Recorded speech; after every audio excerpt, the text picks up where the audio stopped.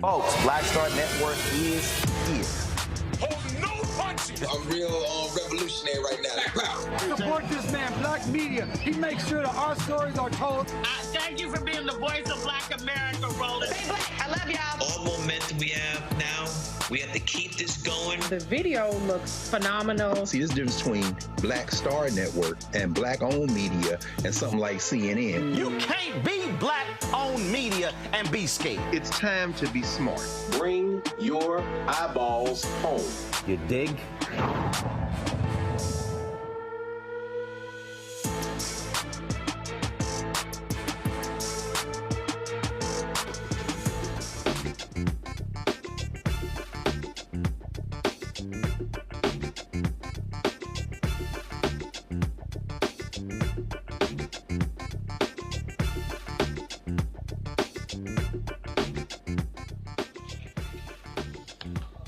Today is Friday, June 14, 2024. Coming up on Roland Martin Unfiltered, streaming live on the Black Star Network. I am here in Atlanta, where the 100 Black Men of America have been holding their conference. Today, Vice President Kamala Harris brought her economic empowerment tour here for a conversation moderated by Steve Harvey. We will show you some of what took place. We, of course, streamed that on the Black Star Network as well, so you can go check it out on our app or our YouTube channel.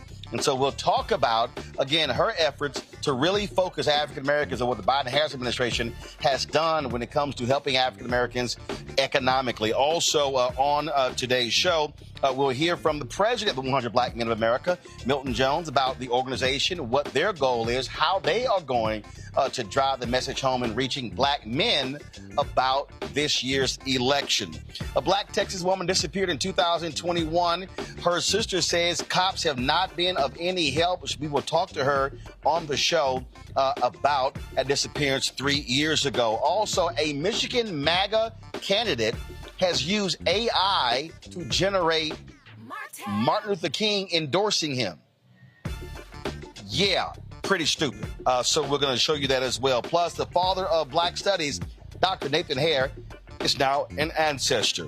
Also, folks, we'll talk about latest in politics. Donald Trump slammed Milwaukee yesterday, and folks in that city are not happy with what he said about their city in Wisconsin. It is time to bring the funk. I'm Roland Martin Unfiltered on the Black Star Network. Let's go.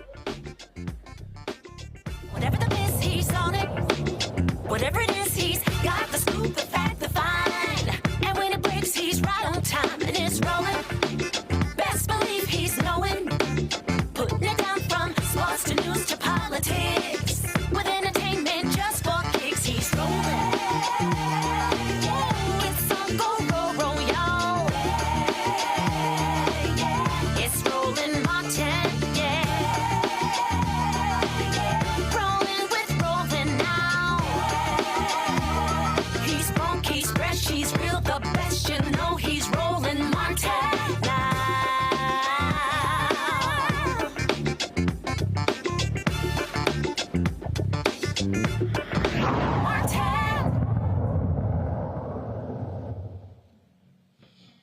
Folks, I'm here in Atlanta at the 38th annual conference of the 100 Black Men of America. They, of course, have been meeting this week, focusing on a variety of issues. I came to participate in a panel talking about the black vote. And then, of course, late yesterday, the White House announced that Vice President Kamala Harris will be making her stop here for her economic empowerment tour. And so I decided to stick around to cover that particular event. Of course, she spoke to a packed house here talking about what the administration has done in a variety of areas. It was a conversation moderated by Steve Harvey. Here is some of what they had to discuss. It's a lot of things you've been doing. This past fall, you had a Fight for Our Freedoms college tour. Yeah. And you talked to over 15,000 college students to expand upon all of the urgent issues that concerned us as a people. And you've been traveling across the country doing a lot of other things. And just recently, after addressing the epidemic of gun violence and women's rights, reproductive rights, and all of this that seem to be have taken away, you've launched an economic opportunity tour. So tell us a little bit about this tour and why you launched it. So I'll start by talking about where we are right now. So this hotel, many may know, was referred to as the Hotel of Hope. This was the only hotel that allowed Dr. King to speak. And it was here in this very ballroom that Dr. King gave one of his last speeches. I think it was the last one in his Poor People's Campaign, talking about, of course, what he was on the verge of doing, which was to merge the civil rights movement which is, of course, a movement about justice, with the movement around economic justice. And it was shortly after he was here that he was assassinated. And so the symmetry of being here as the first Black Vice President of the United States to talk about the importance of growing economic opportunity for the community is something that I feel very strongly about. And so I'm doing this tour. Thank you. So I'm doing this tour mostly because I believe that for those of us who do the kind of work that our administration is doing, that President Biden and I are doing, in order for it to be real, it's got to hit the streets. And the only way that that will happen in a meaningful way is if the people are aware of what is available to them and then take advantage of that. So I wanted to come and speak to 100 Black men, to this organization, because I know who everyone here is. This is a room full of leaders of every age who can help get the word out about what we have made available, because it's so important people take advantage of what's available.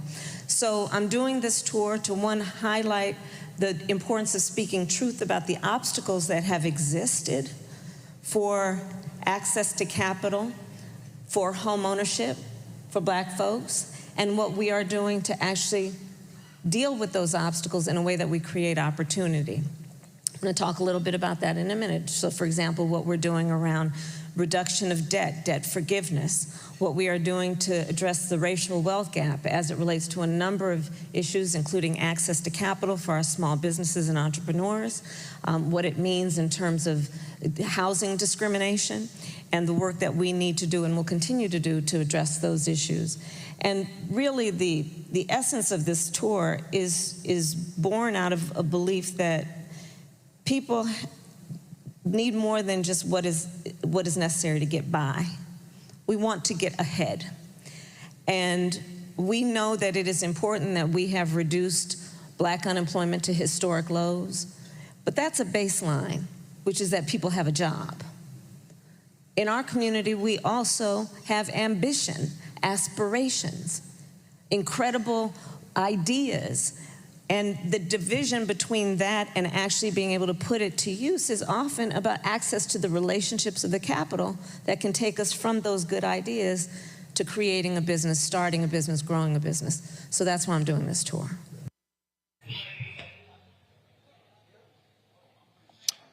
All right, folks, one of the big issues that Vice President Kamala Harris talked about was home ownership. And what the Biden-Harris administration is doing in that area, especially when it comes to dealing with racism and appraisals.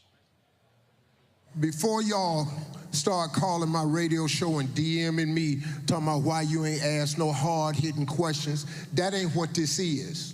I'm throwing a lob. This is an alley-oop for a dunk, because this administration needs to get the word out of what they're actually doing and what they're actually accomplishing, so we can stop all this foolishness about what you're doing for Black people. Can't nobody come out with no agenda and call it this for Black people and expect to get in the White House. You got to play the game different. Y'all know what this is. So now this next question is another lob for her to dunk, because they done a lot, man. But we see, I'm on this radio show and I'm hearing all these people talking about I'm not voting if they not doing nothing for us. Listen to me. If you do not vote, the analytics will show. They know how many women vote, they know the age you are when you vote. If we don't vote, how we gonna ask for something next time?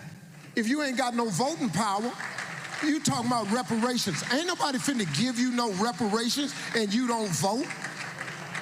Oh, why you think they finna give us some money? No how, man. I hope they do. They owe us. I'll go down there.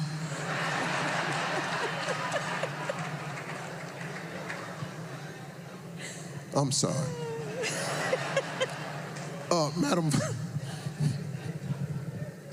I know I ain't coming back next year. I already appreciate y'all having me. Madam Vice President, this is another part of this conversation because it affects us all. It's about housing. And another thing that you've been involved in over the years has been about housing, and it remains a priority for families all across the country. So talk more about the work that's being done to address the obstacles that's being presented in front of all of us as we try to gain housing. So you're right, Steve. I mean, back when I was Attorney General of California, I sued the 5 biggest banks of the country during the foreclosure crisis. And you'll remember that a lot of black families were targeted with those promises of these loans, 0 payment down, and people ended up going bankrupt. So this is something I focused on for a long time. And here again, let's look at it through the context of obstacles and opportunities. So home ownership is probably one of the most effective and efficient and fastest ways to grow intergenerational wealth. Just think about it in this context. You own a home, and then your child says, you know, Daddy, I want to go to Howard University. Yes. And you can say to your child, honey, you don't have to take out some loans to do that. I'll take some equity out of the house. Or let's say your daughter says, I want to start a small business. And you can say to your child, honey, you don't have to take out a loan. I will take some equity out of the house to give you some startup capital. Intergenerational wealth. Okay, but that's a fact. Now let's talk about other facts. Let's talk about, we don't even need to go as far back as 40 acres and a mule never happened. Let's go to the GI Bill. You know, we just celebrated D-Day. So remember, we call them the greatest generation, those mostly men who went to war and put America on the map as a leader around global peace and security. So the United States government, in essence, said, the people said, you are the greatest generation. You sacrificed so much. We owe you, and we believe in you. And there were policies then to boost their standing through loans, specific grants given to them to buy homes. So here was this incredible boost. Here's the reality. Black servicemen, because of what we know to be racial bias and racism in the system, did not receive those loans at the same rate. So where you saw public policy that was about a boost, right? We had disparities before that happened. And then you see the disparities grow even more. Take into account segregation, redlining, urban renewal, where in so many black cities in particular, they would build freeways straight through the neighborhood, which would cut the business community, commerce off from the neighborhoods. Over and over again, we have seen these inflection points in the history of our country that have set folks back around home ownership. So one thing that we have to do is speak truth about that. And the second piece of it then is, what are we going to do to accommodate the fact that we have far too many folks who, for example, in black families, there's no history in their immediate family of home ownership. What are we doing to give them a boost? So we are proposing a policy, which we are on track to getting done, so that if you are the first generation in your family to go for home ownership, you'll get a $25,000 credit for down payment. And if you are first in your family generationally, first-time home ownership, qualify for $400 a month in credits to go toward paying your mortgage. So these are some of the issues that we are seeking to address. There's another issue. Home appraisals. Again, it's about speaking truth, right? So, and I have to give great credit to the former Secretary of HUD, Marcia Fudge. who we worked on this for a while, and so this is where it is. Home appraisals. How many people here have heard the story about a black family wants to sell their home or take out a second mortgage, needs to get the home appraised for its value? And they call in the appraiser. The appraiser comes in and appraises it for a certain number. The family knows that's too low. So then they get in touch with some friends of the family who are white and say, why don't y'all come over with your family pictures? We'll take ours down. You invite an appraiser over. The house appraises for higher. Racial bias in home appraisals is a real issue. Again, contributing to what we would see then in terms of disparities around the ability to accumulate and grow wealth. So what we have done is we are now requiring that home appraisers receive racial bias training to address, again, what are these seemingly small issues, but are very big issues when you talk about the overall ability of folks to catch up and to build the kind of wealth that we know is an entitlement, is a right of every hardworking person. So that's part of what we're doing on home ownership.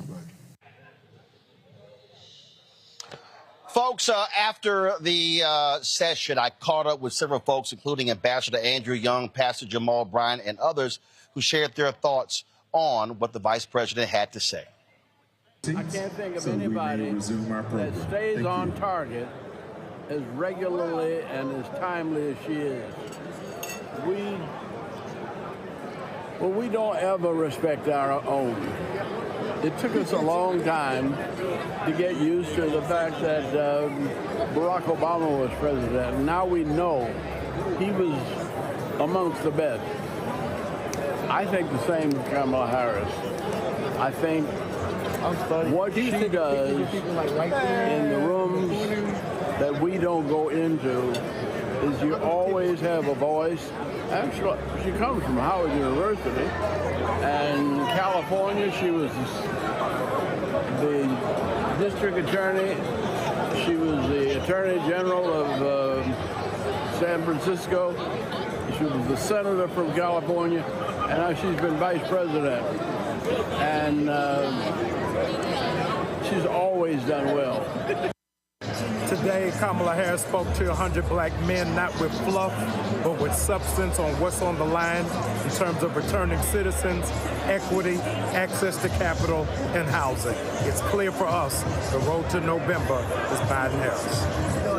Quick, any thoughts about the Vice President's session? The Vice President's session was great, and she empowered us to understand exactly what the administration has been doing throughout their tour. So we look forward to going to the polls and expressing our votes. Very excited about the economic tour. The ideas they have about home ownership, amazing. And Steve Harvey did a great job too. It was amazing in the experience. Really liked it. Steve Harvey with a huge value add. Thoughts on what the VP had to say today? Extremely inspiring. Hey man, look, this is probably the best conversation I've had or seen with her. I mean, she came with it, and, you know, it's not like she was very natural. It wasn't like she was trying to put on her shoulder or anything. It was like, you know, she was sincere. Something like what you do.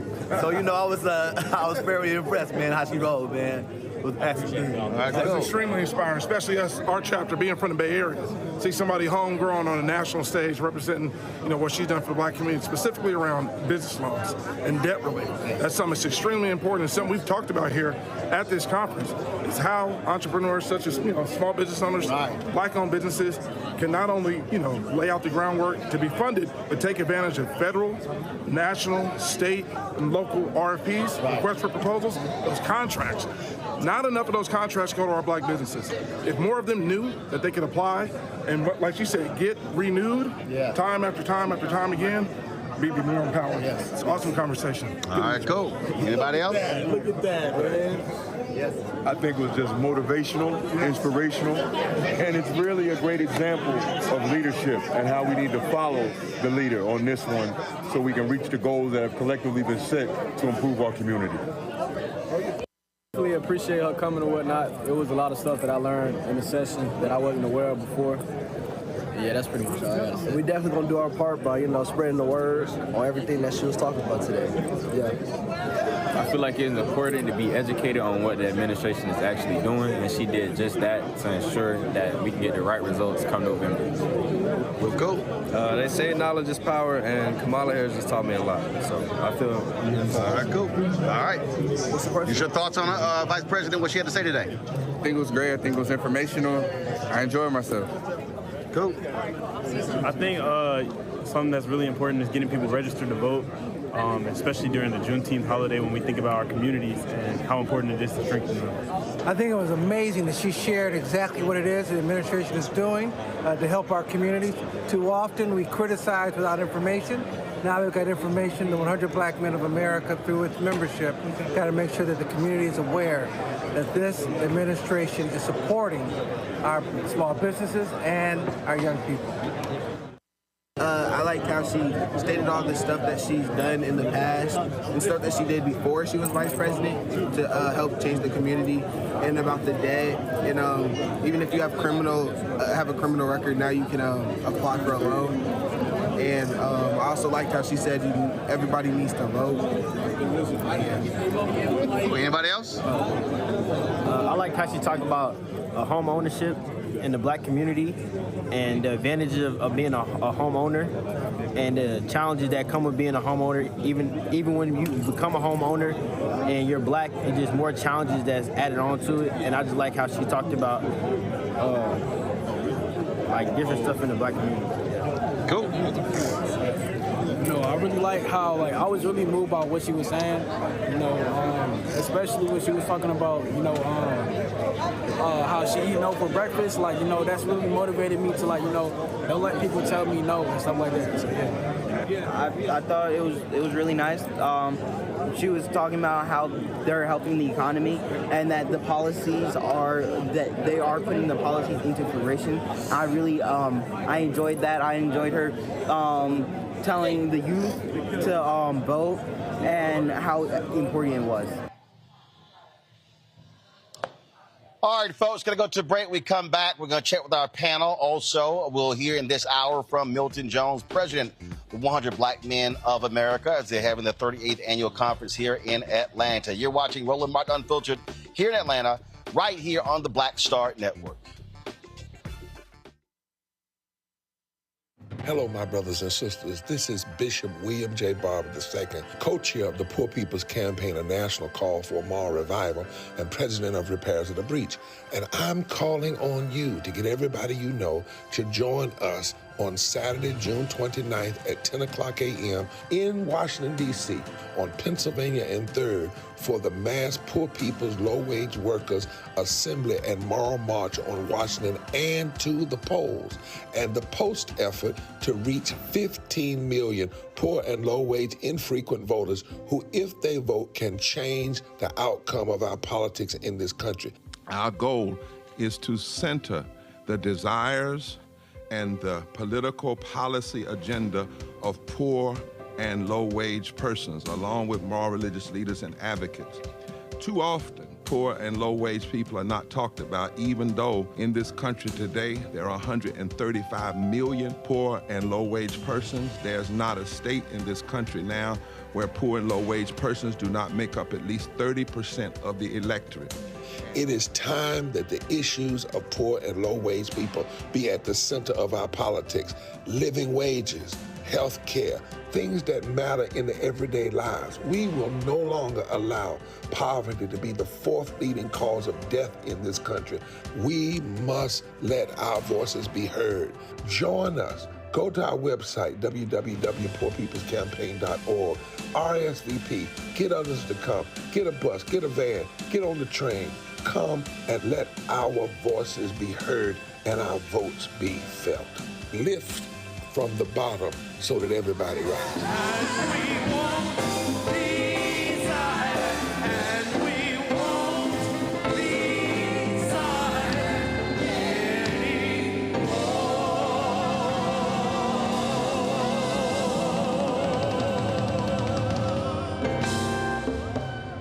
This is Essence Atkins. It's the Love King of R&B, Raheem Devon. It's me, Sherry Shepard, and you know what you watch. You're watching Roland Martin Unfiltered.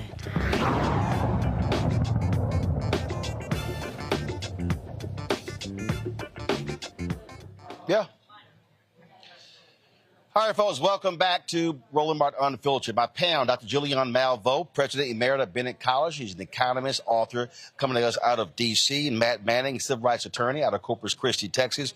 Kelly Bethea, communications strategist out of D.C. Julianne, I want to start with you. 100 Black Men of America. There's a lot of stuff when it comes to education, mentoring, also when it comes to economics. So the vice president coming here talking about the economic issues that they've done. And she said, I need y'all going back, touting this stuff, telling people what needs to happen. In the session that I did earlier with Cliff Albright with Black Voters Matter, also with a couple other folks, I made clear that what has to happen, we as African Americans cannot be waiting on a party, cannot be waiting on anyone like that.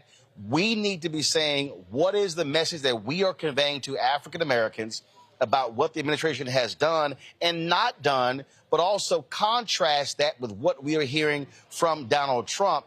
And so when we do that, I think we have to make it plain to people so they understand what is taking place and we can get rid of this. Nothing is, they ain't done nothing, I ain't heard nothing. No, there has to be people gotta have people communicating what the truth is. You know, Roland, it's a very corrosive narrative to say that Biden and Harris have done nothing. It's really corrosive, and I don't know where that's coming from. She laid it out perfectly. By the way, greetings from Tulsa. You were just here. I'm here right now. And the people love you here in Tulsa, Oklahoma. I'm here at a reparations conference. And I mention that because the vice president was talking about some of the very issues that require reparations. The gap in terms of housing, the GI Bill, which created, frankly, the white middle class with the very generous home loans, but basically caused the wealth gap to even wider. Only 2 black men in Mississippi, Roland, were able to get business loans under the GI Bill because each loan had to go through a board, which was clearly in Mississippi very racist. That's a source on that is Ira Katz Nelson when affirmative action was white. And we could go down the list. So she, first of all, she's very good. I don't know these people who keep talking about she isn't good. You look at those clips. She comported herself well. She got to the point. She said what she had to say. She gave credit was due, such as Marsha Fudge, a former HUD secretary. I don't know what anybody could complain about. But, you know, there are haters in our community, and there's a negativity strain that goes through so many people. They want to be negative. Nothing can be right now. You know, Biden-Harris isn't perfect, but how could it be with the legislative process we have? Nothing is going to get done until after November. But what we must do before November is ensure that we get out, that the word gets out. I like the fact that you have those young people, Roland, the young brothers who were just as cute as they wanted to be, and but also were very, very on point. And 2 of them actually said, I learned a lot. And that's the point. If you learn, if you understand what's going on, then you know that Biden they have earned your vote. They have literally earned your vote. And to not vote is stupid and ill-informed. And if somebody is mad that I called them stupid, you know, just stop being stupid. But it's ill-informed, but it also gives the orange man credit. And it gives him sway. It puts a thumb on the table toward him. The Democratic Party has always been able to count on the black vote, and this is an instance where we should still be there for the Democratic Party. Why? Because Biden-Harris has been there for us. But here's one of the things that we talked about here. Cliff Albright made this point. Matt, because a young woman asked the question. She said, "Hey, what do I say to my fellow young people who say, I don't like Trump, I don't like Biden?" And Cliff said, don't make it about the person, make it about the policies that you care about. And to ask them, what are the 3 or 4 issues that matter to you? Then I followed up by saying, once you do that, you then say, okay, this is where Biden-Harris stands on that. This is what they've done. This is what Trump, whoever his VP is going to be, this is what they're saying about that. And now folks are armed with the information. The problem that we have is you got people who, as Julianne remarked, saying, oh, they ain't done nothing. Well, first of all, when you hear that phrase, that's just stupid. So you then got to say, okay, well, what is it that you care about? That, to me, is how we have to be communicating with people, forcing them to express what the issues are, and then we can now say, here are the facts. And I think part and parcel with being effective in communicating that is communicating intended deliverables. You know, when we talk about haters, when we talk about people who have issues, as Dr. Malveaux alluded to, with people who are haters, a lot of times they make perfect the enemy of good. But what I think was especially brilliant about this is that she had at least a few deliverables where she explicitly said, we intend to do this in terms of a credit. We intend to do that in terms of an amount of money that you get to pay toward your mortgage. And I think that's particularly good at this time because we've talked about it on the show many times. There is a feeling in the Black community and otherwise, frankly, of economic insecurity right now. So the idea that the Biden-Harris administration has at the forefront of their messaging, here are intended deliverables, even if those don't work out, even if they try to do it by executive order and there's some attack on it legally, I think it's very good messaging. And I think it's important to show to people that you're seeing what it is they need. That's what it comes down to. Vote who you think is going to help you get what you need. And I think that she did a great job in delineating what they're intending to do and address some of these economic woes via these intended programs. It's about specifics, Kelly. We were there in Detroit. She was just in Charlotte the other day. They kicked this thing off in Atlanta. And this actually was added very late. I didn't get the notice until yesterday afternoon evening. The vice president was coming here. They had to shift the schedule around to accommodate her. And so this wasn't on the schedule earlier. She kicked off this economic tour here in Atlanta with the conversation that was moderated by the brothers from Earn Your Leisure. But I do think was important. And Kelly, I've been saying for the last 3 years that there should not be a major Black conference that happens in this country that either Biden or Harris is not at. And my whole deal is, if you're talking about 100 Black men, obviously you've got coming up NAACP, you got National Urban League, you got the links happening next week in Dallas, you got the AKAs who are also meeting in Dallas, you've got the Alpha's Leadership Conference happening in Chicago, a constitutional conference. That should be their focus. That is driving that message home to the key constituency, because Black women vote at a higher rate than anybody else. African Americans are number 2. Absolutely. And when you have a rollout plan such as that, where you're hitting these conferences, you're hitting these webinars, hitting these town halls that are centered around Black voters and Black issues, it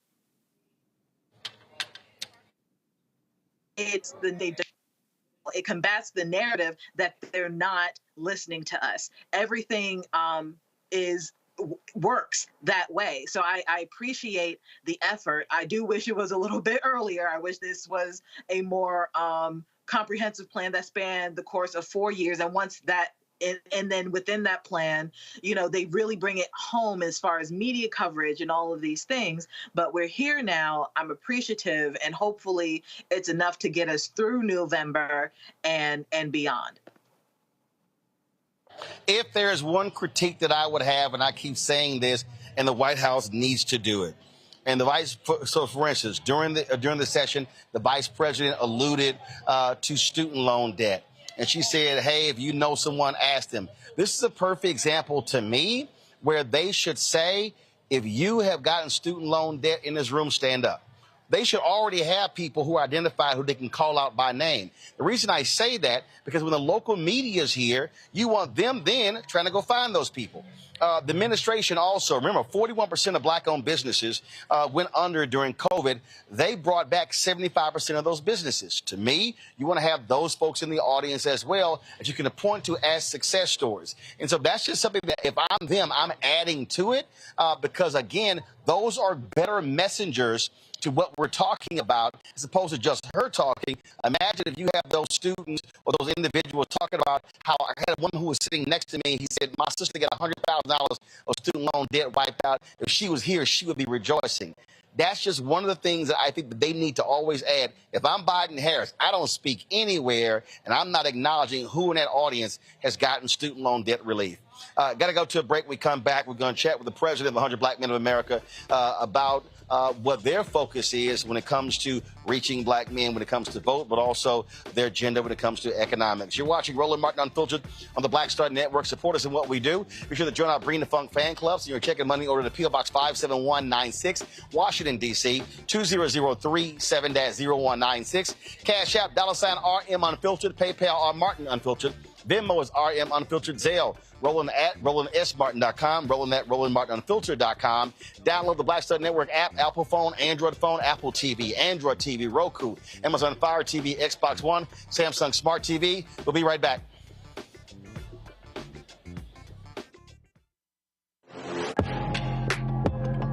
A lot of y'all have been asking me about the pocket squares that we have available on our website. You see me rocking the Shibori pocket square right here.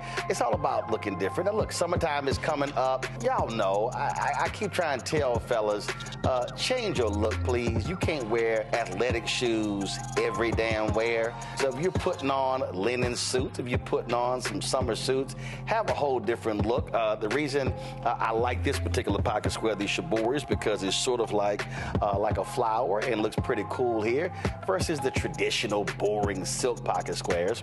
But also I like being a little different as well.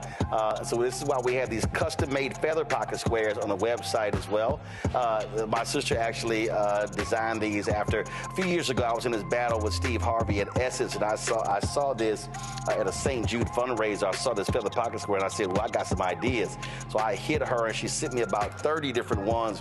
And so this completely changes your look. Now, some of you men out there, I had some dudes say, oh, man, I can't wear that. Well, if you ain't got swagger, that's not my problem. But if you're looking for something different to spruce up your look, fellas, ladies, if y'all looking to get your man a good gift, I've run into brothers all across the country with the feather pocket squares saying, see, check mine out. And so it's always good to see them. And so this is what you do. Go to RolandSMartin.com/pocket squares. You can order Shibori pocket squares or the custom-made pocket squares. Now, for the Shiboris, we're out of a lot of the different colors, and I think we're down to about 200 or 300. So you want to get your order in as soon as you can, because here's what happened. I got these several years ago, and the Japanese company signed a deal with another company, and I bought them before they signed that deal, and so I can't get access to any more from the company in Japan that makes them. And so get yours now. So come summertime, when I see y'all at Essence, y'all could be looking fly with the Shibori pocket square or the custom-made pocket square. Again, RolandSMartin.com/pocket squares. Go there now.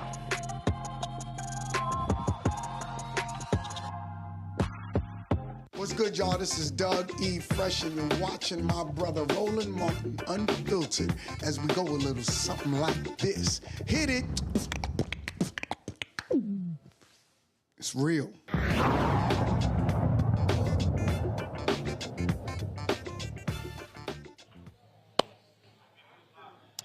Folks, welcome back to Roland Martin Unfiltered on the Black Star Network. We're here in Atlanta at the Hyatt Regency, where the 100 Black Men of America are holding their 38th annual conference. Milton Jones is the president of the organization. Milton, good to see you. It's been quite a busy week. First off, it's been a tough year and a half for the 100 Black Men. Longtime leader Tommy Dortch, very dear friend of this show, who passed away. So just talk about just that transition, going from his leadership, and and he was such just a force for the 100 Black Men. Well, certainly, many people identify Tommy Dortch and 100 Black Men of America as the same. Right. Tommy is a person, and he was a dear brother, and he's looking down on us from heaven right now, there's no doubt. But we are doing exactly what he would want done, and that is and we had an orderly transition after he passed away. Immediately after he passed, our vice chairman, Al Dotson, stepped into the role. Then we had an election, which I was able to win, and I was installed last September. These were all a part of the plans we have in place of succession as an organization. And so, because the work goes on, the promises to the young people we serve, to the communities who look to us for leadership, don't go away. And Tommy wouldn't want those to be dropped to the ground. We certainly honor his memory, and we help extend the strength of his legacy. but what we do to keep this a strong and ongoing organization. Losing him as a leader was difficult, but as I said, we're doing exactly what he would want us to do, and that is, as he always said, keep it moving. And the reason why that's important is because leadership transitions are critical. I talked about that with Rainbow Push when Freddie Haynes resigned. I said the best example out there is what NAACP, LDF, how they transitioned from Shirley Eiffel to Janae Nelson. And for black organizations, unfortunately, they've often been built around personalities, yes, as opposed to understanding that it's the organization and you have to have proper transitions when you're going from one leader to the next. Exactly. And that is certainly something that we've built toward for quite some time. We have a Leadership Institute. We actually had our third cohort graduate this year. We had it years ago and stopped it, and then we brought it back 3 years ago under Tommy's second term as chair. And I've certainly continued that as chair myself. And that gives us a growth in new leaders, 24 per year, to either go into the communities, to chapters, or roles in our national organization.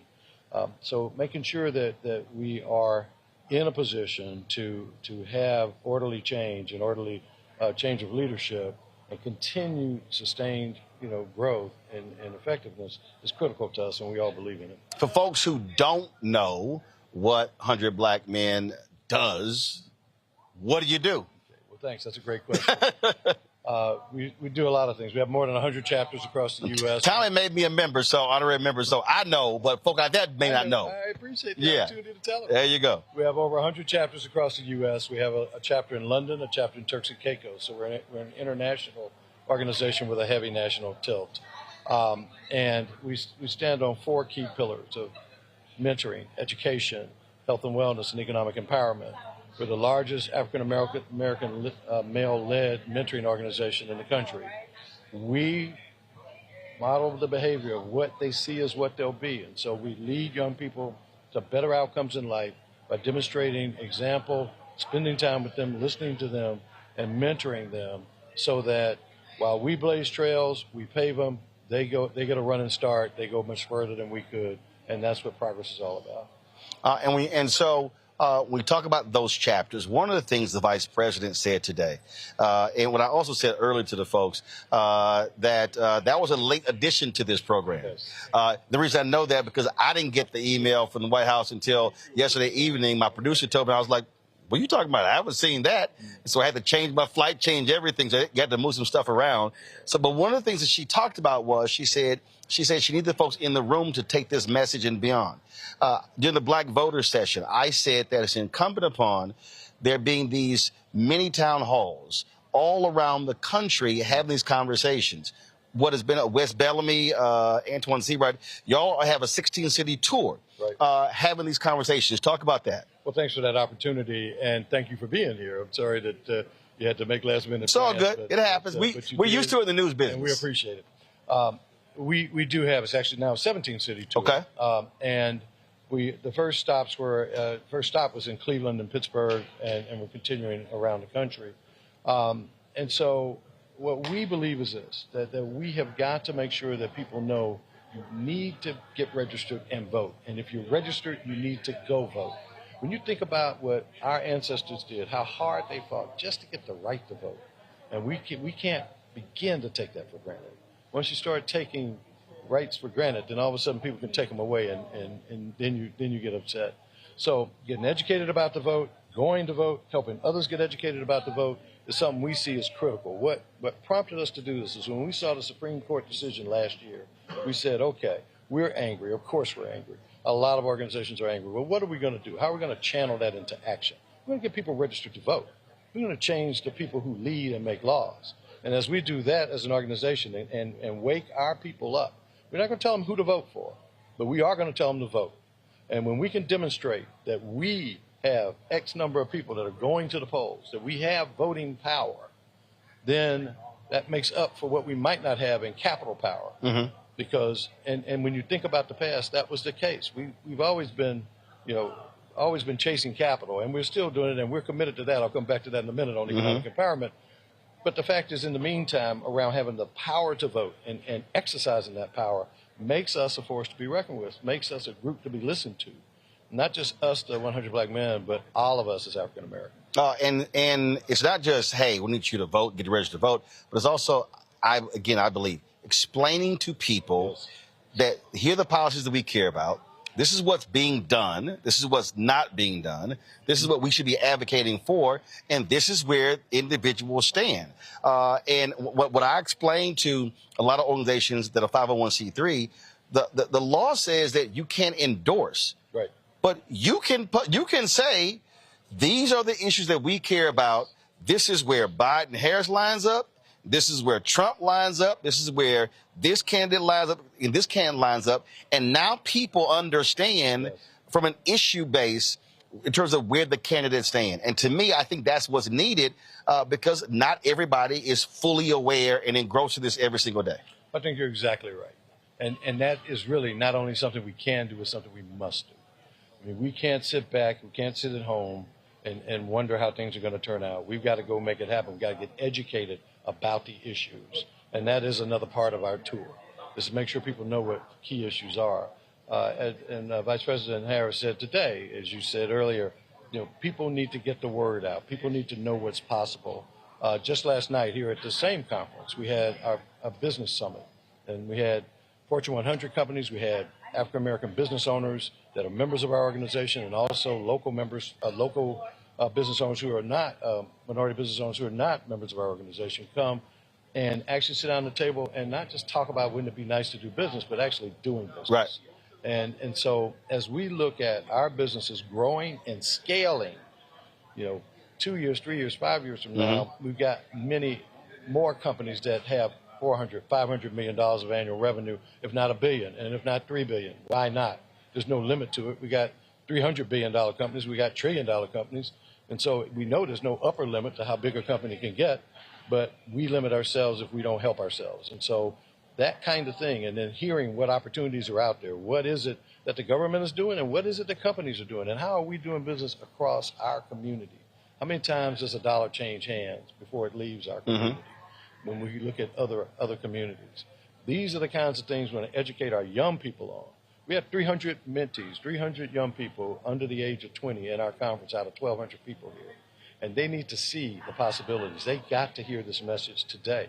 They got that opportunity to hear the messages from Steve Harvey and from Vice President Harris. And of course, at the breakfast, John Hope Bryant. Breakfast, they heard from John Hope Bryant. And they heard that message from me yesterday, and they heard that message from others yesterday and today, and they'll hear it more tomorrow. Here's what's really interesting.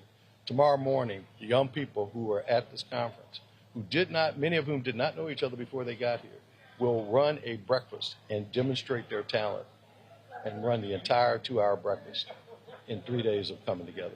That's how fast our young people can learn. Yesterday, we had a group, a 13-year-old, a 15-year-old, both of whom had already graduated from high school, a 16-year-old who's graduated from college and has an MBA. And they talked about how fast they can learn if people get out of their way, if the system facilitates their learning. Most of them, all of them were homeschooled. But the fact is that we have genius in our community. We need to encourage that genius and to guide it to make a difference and to be leaders of tomorrow. Many of the leaders we know today were 15, 16 years old when they went to college. And so it can be done, has been done, and will continue to be done. And that's why our theme is future-proofing, to make sure that we're making the future relevant to our young people and that we're relevant to them as we work together to make it happen. One of the things, last question for you, one of the things that I said in our session that I would love to see 100 Black Men of America do is all of these corporations made all of these pledges in the wake of the death of George Floyd. And the reality is there really hasn't been an organization that said, we're going to make it our business to hold you accountable. And to literally pull the data and say, okay, y'all pledged $15 billion. Where is it? What have you done? Because I think, and the reason I think it has to happen from an organizational standpoint is because when you bring organizational heft, all of a sudden it's not one person, 5 people, 10 people. It's now all of a sudden it's thousands of people. And then all of a sudden, then we pull in alphas and deltas and AKs and other groups. Now all of a sudden they look up and go, oh, wait a minute. We now got organizations that are representing 7 million Black folks. We're going to have to respond to this. And I think a lot of people have gotten off the hook just by, sprinkling sponsorship money left and right, as opposed to the billions of dollars they said they were going to commit. Well, you make a great point. One of the things that we've got to make sure we all do as organizations is have data around our activities, around the work we do. We all have great anecdotes. We're working very hard as an organization to build stronger data around exactly how many people we work with. Armed with that, it positions us to do exactly what you're talking about. Well, feel free to call, because we do the data every day on the show. So we live in data. And so just so y'all know, it was about, let's see, what time is it? It was about by 6.5 hours ago, Milton was like, I would like to get on your show. I was like, all y'all got to do is call a brother. And here you are. See how I work? I see how you See, work. when you own it, you ain't got to call nobody. Yeah, I told you, I said, just hit him, brother. And so you're on the show. Milton, we appreciate it. Thanks a bunch. I look forward to being on again. Absolutely. Appreciate it. Thanks a bunch. We're going to go to a break. We'll be right back. Roland Martin Unfiltered on the Black Star Network. Next on the Black Table with me, Greg Carr. A very different take on Juneteenth with the one and only Dr. Sunyata Ahmed. We'll explore the amazing foods, remedies, and rituals that are a part of our history and the Juneteenth holiday. So it's our responsibility to return the healthier version to our folks instead of just the red liqueurs marketed to us, the red sodas and the other things. I mean, why does the Kool-Aid man have to sound like Louis Armstrong? He's like, oh yeah! Yeah, right. An enlightening and tasty hour of the Black Table, only on the Black Star Network. On the next Get Wealthy with me, Deborah Owens, America's Wealth Coach, Dexter Jenkins is a faith-based financial mentor with more than 20 years in the financial services industry. He's passionate about helping families build generational wealth.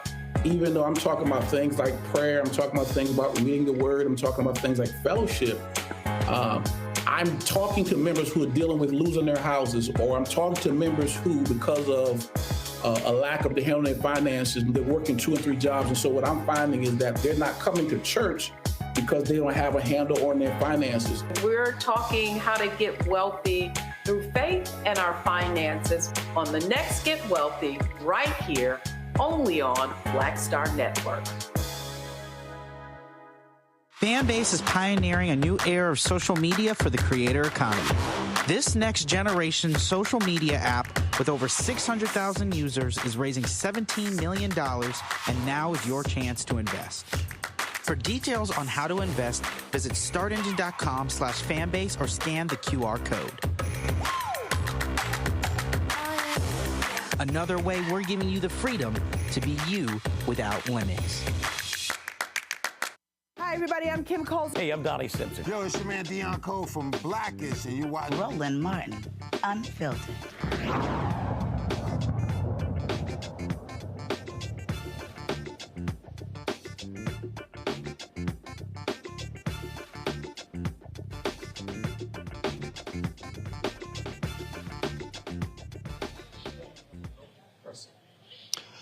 All right, folks, welcome back to Roland Martin Unfiltered. Kelly, I want to start with you. The point I made there with Milton, I just fundamentally believe that in order for us to really move this, we've got to have our black organizations seizing the opportunity, taking the mantle, and driving this. And that is really holding these corporations accountable for all the commitments, but also using organization that we have. Because this is what I say about Black America, especially Divine Nine and others. Look, we are vertically integrated and we're horizontal, meaning we're international, national, regional, state, local. And I don't believe as for African Americans, whether we're talking about Divine Nine, whether we're talking about Masons, Prince Hall Masons, Eastern Star, Lynx, Boulay, you name it, that we're not properly using our black infrastructure to drive messaging, to drive dialogue, but also to maximize our economic power.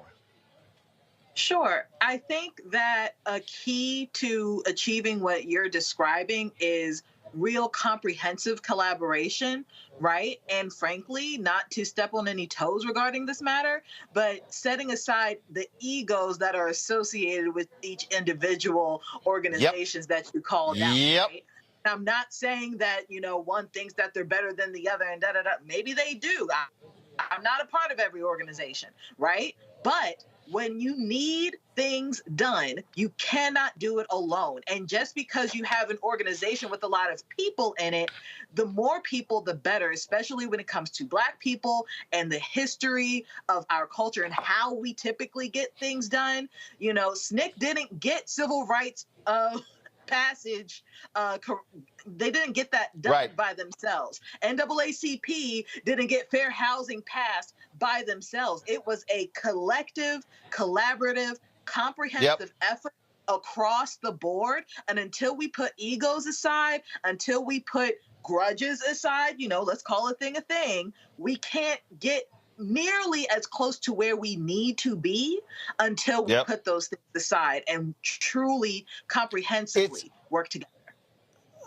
Matt is living in silos. And so the way I see it is we don't need 15 organizations doing the exact same thing. And so if this organization is focusing on this area, cool, y'all got it. We're going to focus on this over here. But when I talk about this election, when I talk about public policy, what's happening on the federal level, state level, county, local level, the thing that I keep saying is I'm not waiting for a campaign. These town halls, these discussions, their 17-city tour, every organization should be doing that. And guess what? They should be live streaming those events. They should be pushing that information out and allowing people to be able to ask questions, people who don't know, because what we're seeing right now, there is a lack of information, a lack of knowledge about what is going on in the country. There's a lack of civics and understanding there. And this is where I think Black organizations can play a huge role in bridging that gap.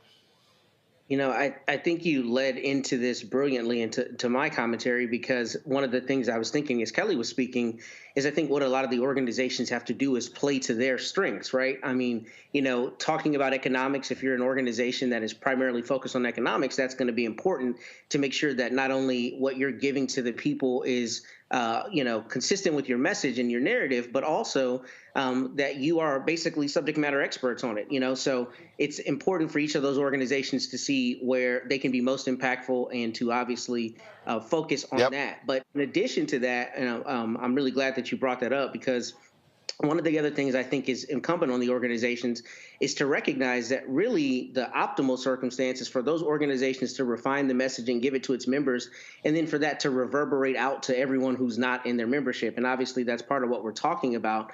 But, those organizations are a relatively small part of the Black population in the United States, right?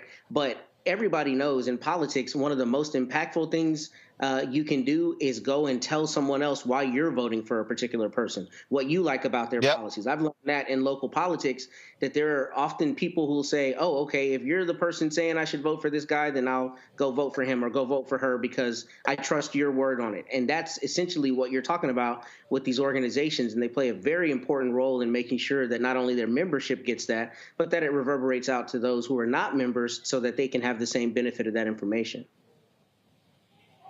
Julian, people keep talking about, Black men and what they're doing and what they're not doing. Okay, this is real simple. 100 Black Men of America, Alphas, Kappas, Omegas, Sigmas, Iotas, Prince Hall Mason, church men's groups, all of those groups should be having conversation town halls, specifically talking to brothers about the election and public policy. They don't have to ask permission. They don't have to ask a campaign. They don't have to ask a mayor or anybody else. They can do that. Our community, every single week in some city, there should be some type of conversation happening where we're reaching people, going into communities. I had a brother stood up in the session we did, Giuliani, he's from Milwaukee, and he asked the question. He said, hey, what can we do to get young people to vote? I said, I'm glad. I said, where are you from? I said, you're from a city where 50,000 fewer people voted in 2022 than 2018, and had those 50,000 people voted, Mandela Barnes would be the United States Senator. I said, so you need to go back to Milwaukee, pull the voting data, look at that data and see where are the areas they didn't vote in 2022 compared to 2018, and have your town hall discussions there. That's how granular we need to be operating when it comes to these conversations.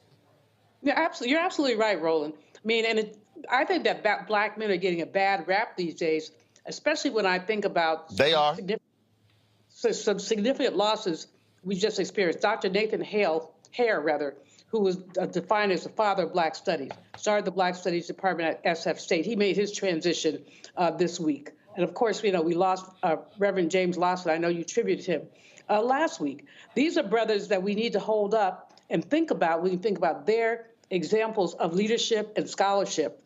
And you're absolutely right about how granular we need to get to look at who voted, who didn't vote. You could go precinct by precinct to see where the fall off has been. Now it's work, but guess what? It's going to be a lot more work if that orange man gets into the White House and starts attacking us even more systematically than he already has. So, I mean, I encourage brothers, and Kelly is just so on point. And we don't like to talk about the egos that ruin our movement. We are basically our own worst enemy when it comes to some of this work. But this one, I mean, I call black people, some black people, that is, ancient historians, because they can tell you who ticked them off 10 years ago. And they can give you the detail about it, and they're still not speaking to the person. And you're like, it was all that? You know, I mean, unless she slept with your man, and even then. It'll be the most minor thing. Yeah. So I think that it's really, let's get over the egos.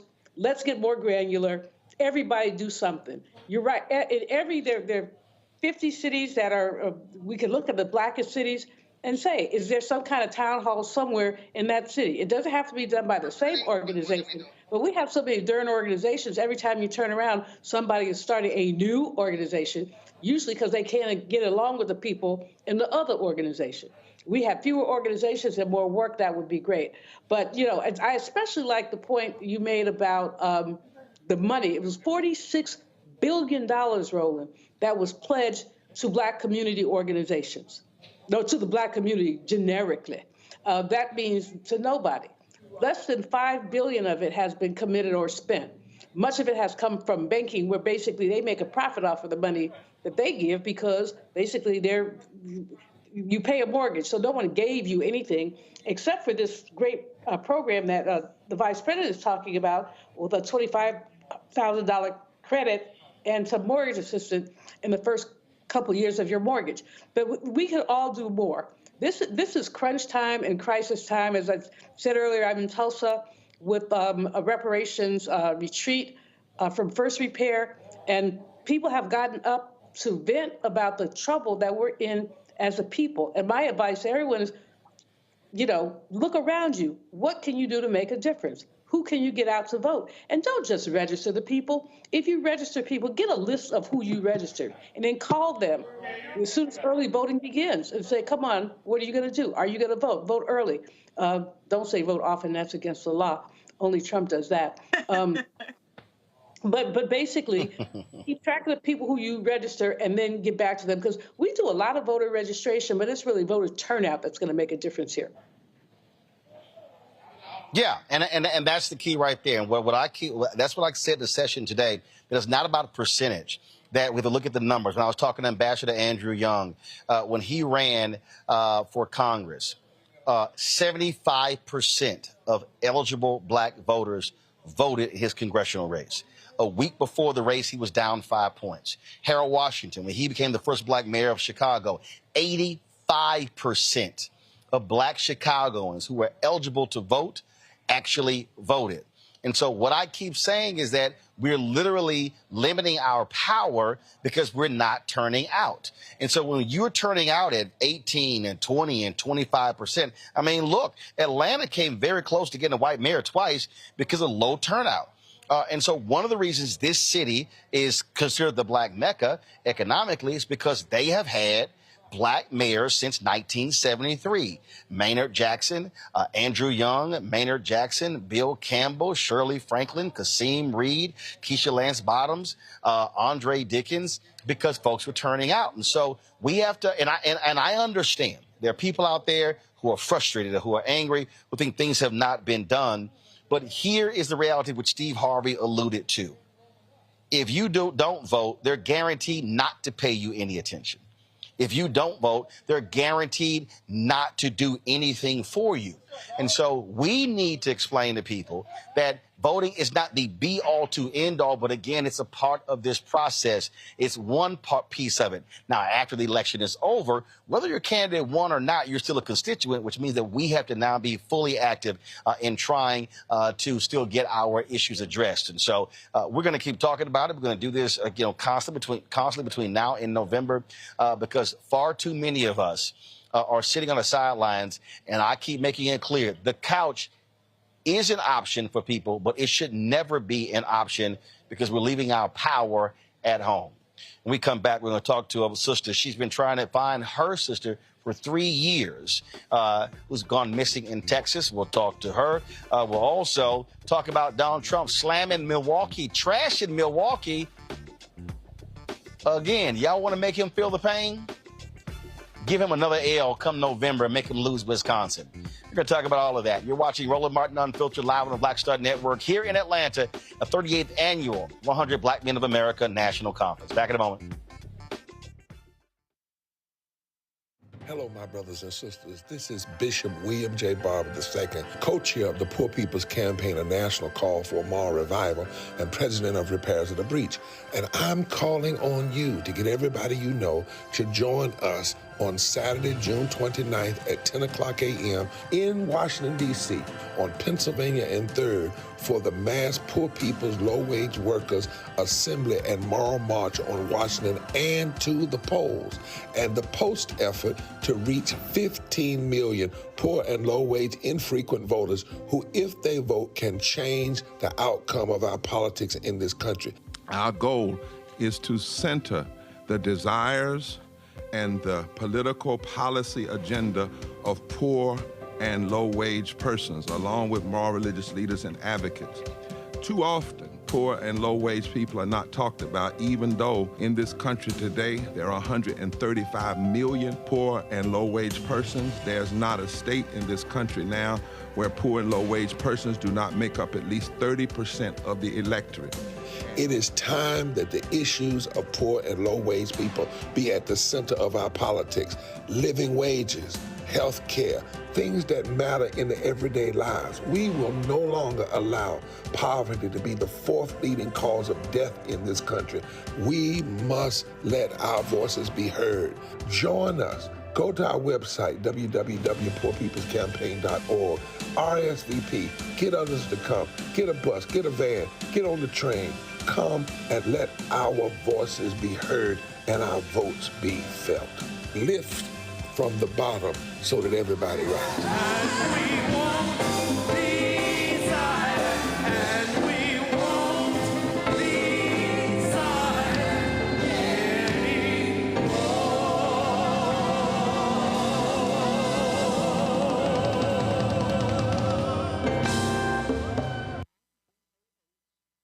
Now streaming on the Black Star Network.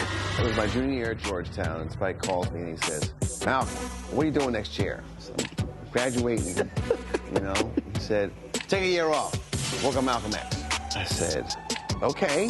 But first of all, for the folks who don't know, Spike is my cousin. Spike is my cousin. Just for the person watching, like, how the hell is Spike just gonna tell you that it's true? It's true.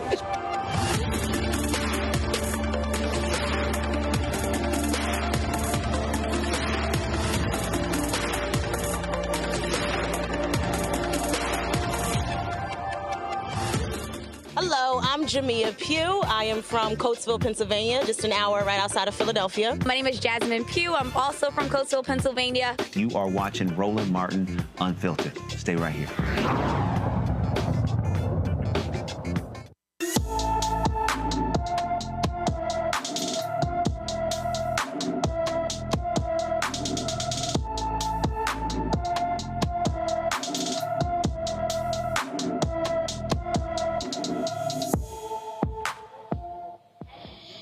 Isaiah Young Cook has been missing from Philadelphia since May 8th. The 15-year-old is 5 feet 11 inches tall, weighs 225 pounds, with brown hair and brown eyes. Anyone with information about Isaiah Young Cook should call the Philadelphia Police Department at 215-684-8477, 215-686-8477. The next story is the reason why we highlight missing African Americans in Texas. A family is desperately trying to find out what happened to their loved one. Cynthia Martyna Bah-Traore was last seen in Grandview, Texas on February 3rd, 2021. Video surveillance of her at a gas station shows the last time anyone saw her. Her family continues to look for her and says the police have not been helpful. Her sister, Tiffany Alvoy, joins us now from San Antonio. Tiffany, first and foremost, where was your sister from? She was from Grandview. Where was she last seen on camera at a gas station? So she actually was living in Crawley, Texas, and she was last seen at a gas station in Grandview, which is pretty close to Crawley. That was on February 3rd. And then on February 16th, her car showed up abandoned on highway mile marker 355, 354, which is basically McLennan County, and it's between the cities of Grandview and West Texas. So she was last seen, getting gas at a gas station? Was she alone? Did the video show anyone near her? What did the video show? Well, no one was. We're actually not quite sure about the video. We're actually working with some a forensic company to see if we can get more information out the video, because there's some questions about that. Some of the issues that we have had with Cynthia's with the search for Cynthia is that there's just been some situations with the police where we just kind of were questioning kind of why they didn't do certain things. When Cynthia's car was found, we had asked them to do DNA analysis of her vehicle, and they decided not to do that. They said that they dusted for fingerprints, and they noted in the police report that when they dusted for fingerprints over by the driver's side, and let me go to my notes because I want to make sure I have this clear. When they said that they dusted the armrest, the gear shift, the door handle, the stereo touch screen, the dashboard, the rear view mirror, all of those had no fingerprints. And they said that they saw street marks where it looked like someone had purposely wiped that area down to not leave fingerprints. What's interesting about that is that Cynthia was not wearing gloves last time that she's seen on video. And it's a little perplexing and puzzling as to why something would be wiped down that way. And in addition to that, when Cynthia's car was found, there was a horrendous winter storm that was happening in Texas. It made national news. The entire state was covered with snow. And so the way the police kind of continue to tell us there's no evidence that a crime has been committed, we don't really understand that reasoning. And so when you're looking at the police report first, here's where I'm confused. She's last seen on a video February 3rd. Her car's found February 16th. Exactly. What was happening for 13 days? When did y'all notify police that she was missing? So when we first found out that she was missing, we had notified police, but then her ex-husband told my father that Cynthia was in the hospital. And I remember that because I talked to my father on the phone, and he said, we believe Cynthia's in the hospital. So at that time, search efforts had stopped. So several family members. Hold on. Wait 1 second. 1 second. She's seen on video February 3rd. Yes. The ex-husband. First of all, was he her husband then, or was he their ex-husband then? They were in the course of a divorce, finishing up divorce proceedings. Okay. They had one final hearing to go. So he said she was in the hospital when? He said that she was when we found out she had not came home that night. And then we were told that she was in the hospital. So at that point, we thought, oh, well, I guess she's not missing. She must be in the hospital. So we started calling the hospitals. But she was never. So hold on 1 second. Mm-hmm. Right. So he said she was in the hospital. Yes. But then she wasn't there. She was never in the hospital. No, we found out later she was never in the hospital. And I'm not sure, what the confusion was there. I don't want to make assumptions on that. So did police interview him? Because first of all, if somebody tells you she's in the hospital and then you call and she's not in the hospital, why would he say that? There was a lot of questions about that. I did pull the police report, and it looks like they did talk to him about that. He said that he genuinely thought she was. And so that was kind of left there. There wasn't really a lot of follow-up on that particular piece of it.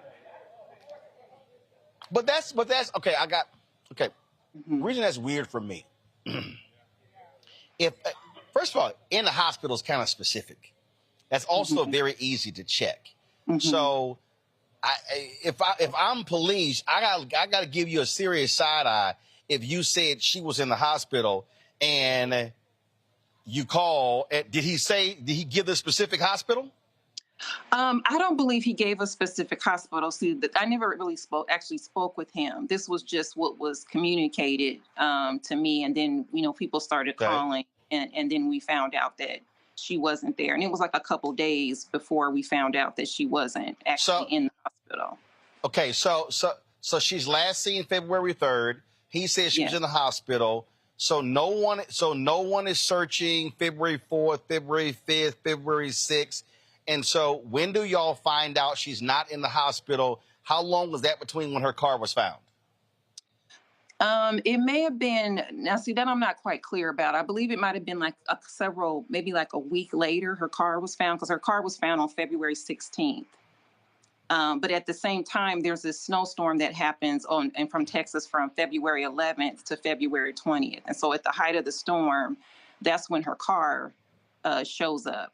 And so before her car even showed up, we had been asking police, please make sure that you do DNA analysis of her vehicle when it shows up. And so when they refused to do that, that was kind of one of the telling signs for us about how seriously they were taking the investigation, because I just don't understand why you wouldn't do DNA analysis of the vehicle. They didn't. They did like a visual view of it. So what is pictures? Right? Right. So what is the status now? The status now of the investigation is that, again, not much has happened. A year later, they decided to do a search around the area, the wooded area where her car was found. But again, there's a question mark there. It's like, why didn't they do that as soon as her car was found? Again, when we had been asking for that, and they waited a year later to finally do that, and nothing was found. But it's kind of like, well, I know you've put cadaver dogs out, but if that was more than a year later than when the car was found, I'm not sure what information is available there. They continue to say that they don't believe a crime. There's no evidence that a crime has been committed, and it's just really kind of hard to kind of understand that that's their stance. There also was a laptop that was available, but they never took her laptop to try to do any information on that to see what else was available. They do have her cell phone, because they said her cell phone was left behind. But there hasn't really been a lot of information on that as well, as far as like maybe looking into the pings from the phone, from the different cell towers, to see if they could find more information about that. So because of what was going on. First of all, which police department is handling this? What law enforcement agency is? Yeah, it's the Crowley Police Department. But we did, after a lot of pressure, we did succeed in getting an FBI agent assigned to the case. But when I met with him, it was an interesting conversation. He had been on the case for like 3 to 4 weeks at that time, but he had never contacted any of Cynthia's family. And the only reason I actually ended up talking to him, because a family friend of ours, Robert Allen, had kind of talked, I guess had called the sheriff or something, asking about an update on Cynthia's case. And he had just said offhandedly, oh, there's an FBI agent involved, that looked around. And so I did speak with him one time, but then multiple times I've tried to call him after that. He never calls me back. He has never called my mom back, and she's tried to call him multiple times. And when I talked to him about Cynthia's case, he basically told me that, there's a 75-page report, and that he doesn't believe that there's any lies in that report, that's a lot of lies to be said in 75 pages. And what my feeling about that was, we never said there were lies. What we're saying is that there's not been there's a lack of urgency. There's no sense of really trying to really find her and look. And so if that's the standard that I have to prove that the police are lying, I just don't understand like why that's my standard when I see all kind of other people going missing and FBI, like multiple agents are actually on the case to look for that person. So it's just been really interesting, conversations I've been having. And just kind of very difficult experiences, especially because it's very traumatizing that we have a loved one missing. And then we're kind of having these difficult conversations with law enforcement. The other piece of this is that because we weren't really getting traction, we decided to form our own coalition called the Find Cynthia Coalition. There's several social justice attorneys that are a part of it, Cynthia's friends and family members. And we've just been trying to look for Cynthia ourselves and trying to push this forward in media to see if we can get any kind of traction and media attention on her case to see if there can be anything done. The other thing is that we're offering a $50,000 reward for anyone that can come forward with any information about where Cynthia is. And we really have been trying to circulate that to see if the money would encourage someone who knows something, who saw something, to come forward and just tell us, where she is or if they know anything about what happened to her. Because it's just very suspicious, a lot of the things that have happened. And we just, unfortunately, aren't really seeing that sense of urgency that you see in a lot of other cases on Cynthia's case. Matt has a question. Matt, go ahead. Yeah, real quick. I think it's Tiffany. A couple questions. And I'm an attorney here in Texas, so I just have a few questions for you. First, have you reached out to the Rangers, Company F, there in Waco or over the Waco division? I did reach out to the Rangers, and they said that the governor or they would have to get permission to kind of take over or be a part of that case. And Crowley Police Department, they basically have said if people want to come help them, that they can come. That's what they've said. But I don't know what has happened when folks actually go over there. But yeah, we did try to see if the Rangers could take the case, and we had been in touch with the governor's office as well to see if he could send them over there. And when I looked at the police report, you can see that there's been some conversations between the governor's office and the Crowley Police Department. Like they called over there to see what's going on with Cynthia's case. And Crowley's response is, we don't have any evidence of a crime that's committed. We've done everything we can for Cynthia. Okay. One more question. So the police have said that there's not an active criminal investigation, right? Yes, they're saying that, that there's no evidence of a crime, but they say her case is still open, but there's no evidence of a crime at this point. Have they ever indicated that they will release her property to y'all? They tried to release her car to us, which again was again surprising because that's evidence. I don't know why you just would be giving that out. And that was kind of a tricky story too, because we tried to actually get our own DNA analysis on the vehicle. And we found several organizations that actually were agreeing to do DNA analysis on the car. But for some reason, when they would call the Crowley Police Department, when they would talk to us later, they would say they couldn't do it or it wouldn't stand up in court. And then finally, we weren't able to hold on to the vehicle because they told us that because Cynthia's, her next of kin was her ex-husband and his name was on the vehicle, that we were not going to be able to, we could pay the fees, but we wouldn't be able to take the car away from the impound to even get DNA testing on it. So that's why it was so crushing that the police didn't do it. If you can get her phone released to y'all, there are a number of examiners where you can get the phone privately dumped. I think that would meaning all the evidence taken off that phone, and you can also get her phone records. And if you get her records, then there are certain data in those records that can tell you where her phone last pinged off of, like you were talking about. I've used that in a number of cases, and it's incredibly helpful forensically. So if they'll release the phone to her, I can provide the information to Roland's team.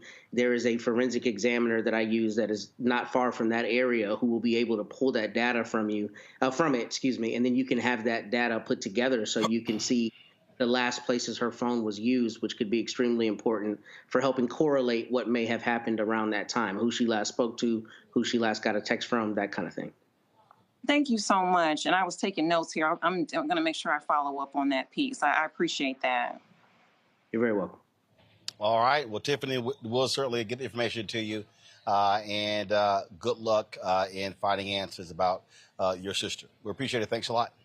Thank you so much for having us on the show. We love that you do this segment. There's so many people, they would never even see the light of day as far as media is concerned if it wasn't for you. So I just really appreciate you all.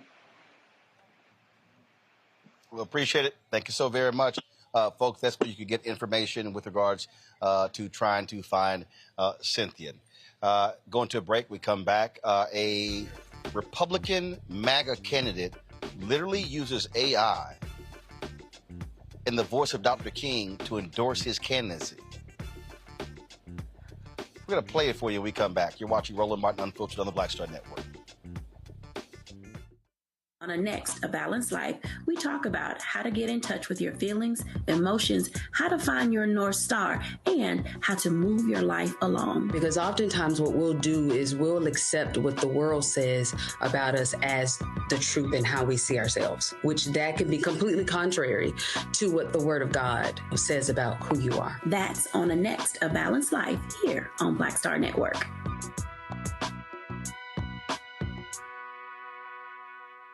When you talk about blackness and what happens in black culture, we're about covering these things that matter to us, speaking to our issues and concerns. This is a genuine people-powered movement. There's a lot of stuff that we're not getting. You get it, and you spread the word. We wish to plead our own cause. Too long have others spoken for us. We cannot tell our own story if we can't pay for it. This is about covering us. Invest in black-owned media. Your dollars matter. We don't have to keep asking them to cover our stuff. So please support us in what we do, folks. We want to hit 2,000 people, $50 this month, raise $100,000. We're behind 100,000, so we want to hit that. Y'all money makes this possible. Check some money orders. Go to P.O. Box 57196, Washington, D.C. 20037-0196. The Cash App is $RM Unfiltered. PayPal is R Martin Unfiltered. Venmo is RM Unfiltered. Zelle is Roland at RolandSMartin.com. Hello, we're the Critter Fixers. I'm Dr. Bernard Hodges. And I'm Dr. Terrence Ferguson. And you're tuned in to Roland Martin Unfiltered.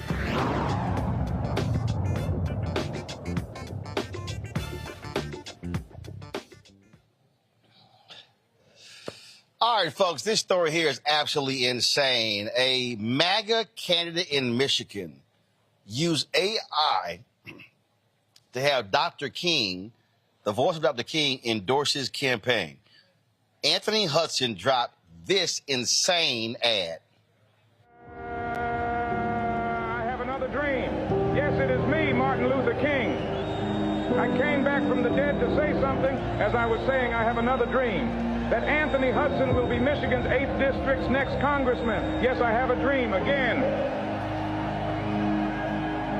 Okay, now I am going back to where I came from. Goodbye. My name is Anthony Hudson, and I approve this message. Hudson has since deleted this from his TikTok. Matt, what the hell? This is horrible. First, I don't know how anybody on his team thought this made any sense to release this ad, how they did not immediately think this was a horrible decision. It doesn't sound like Dr. King. I mean, same cadence, but it's very obviously not his voice. And the biggest part of it is just, why do you think you can make him a mascot, right? You know, just use his voice in this way and use such iconic words to serve your campaign purpose, particularly when it is highly likely that every part of your policy is completely contradictory to what he stood for. I think it's disgusting, and I'm surprised somebody on his team did not tell him to not release this ad. Utterly unbelievable, Julian. I was sitting there cracking up, Roland. I mean, it's not funny because it's abuse, but it is funny because, first of all, anybody who's alive knows that Dr. King is not. And coming back from the dead is not something that human beings do. This man has to have lost his whole bloody mind to have done such a thing. And I agree with Matt. I mean, he must have a campaign team. Who told him that this was acceptable? Who told him that it was going to fool anybody? Because it probably hasn't. Who told him anything? This is just a bloody fool, and he has proven why he's unworthy to hold public office. Again, like I said, when I first heard it, I just started giggling. I'm like, really? You really think you're going to get away with that? But the bigger picture, Roland, is AI and some of the challenges and distortions that it can cause. We've already seen several celebrities say that their voices were used in ways that they would not have approved of. We know that people's likenesses have been used in ways that they would not approve of. legislation is always years behind actual innovation. But this is not innovation, and we really do need to have somebody, the Congress particularly, perhaps rather, and certainly at the state level, look into this use of AI. It's abusive, and it can be very distorted. I don't think anybody's fooled by this silly commercial, but I do think that there are instances where people have been fooled. Kelly. To Julianne's point of people being fooled by AI, it happens every single day. I mean, scammers can call you sounding like a relative or somebody that you think you might know, or somebody who claims to know a loved one. You know, I've heard such things as, your loved one's in jail, or we've taken them hostage, et cetera, et cetera. So that lane of AI already exists, and it's absolutely disgusting. To Dr. Malvoy's point, it is absolutely disgusting to use it in that way. But back to the clip, I am thoroughly convinced, and no one can convince me otherwise, that Republicans in the MAGA camp have a humiliation kink. There is no other way to explain the unexplainable, that is putting something like this out there, knowing that it's fake, knowing that you're going to get traction from it, knowing that you're going to get, viral likes and all of these things. But the humiliation that underlies that, you got to get off of on it. You have to, because otherwise, why? Right? I think that things like this, Marjorie Taylor Greene talking out the side of her neck all the time, other Republican and MAGA people who just say things for a soundbite because they know it's going to get clicks. I think it's a humiliation clip, humiliation kink. You cannot convince me otherwise. So let's talk about humiliation. Yesterday, the coup leader returned to the scene of the crime, Congress.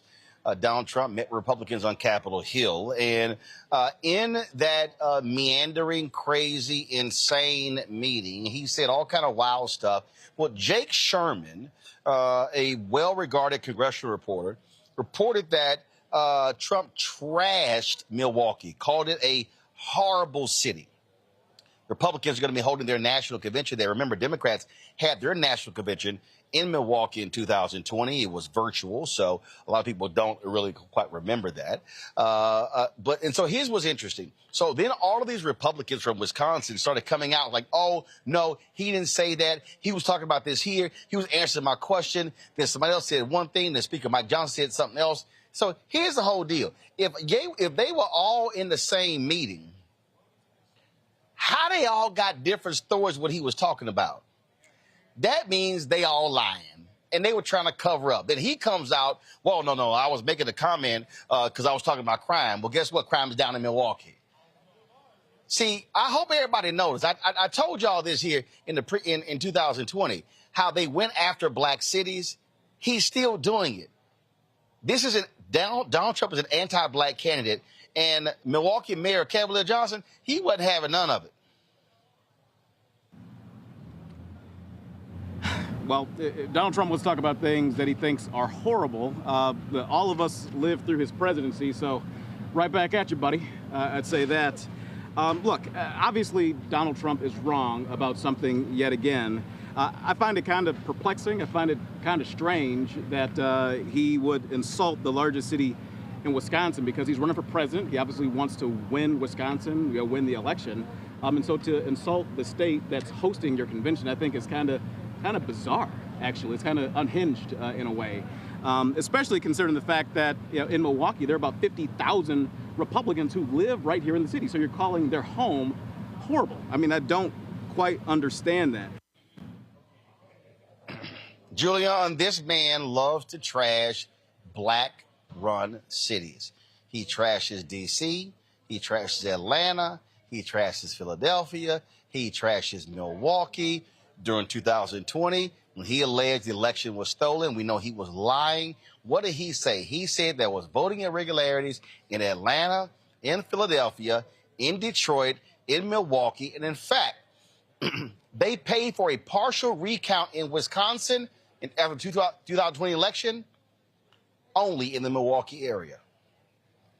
Well, Donald Trump wouldn't know the truth, if it slept with him.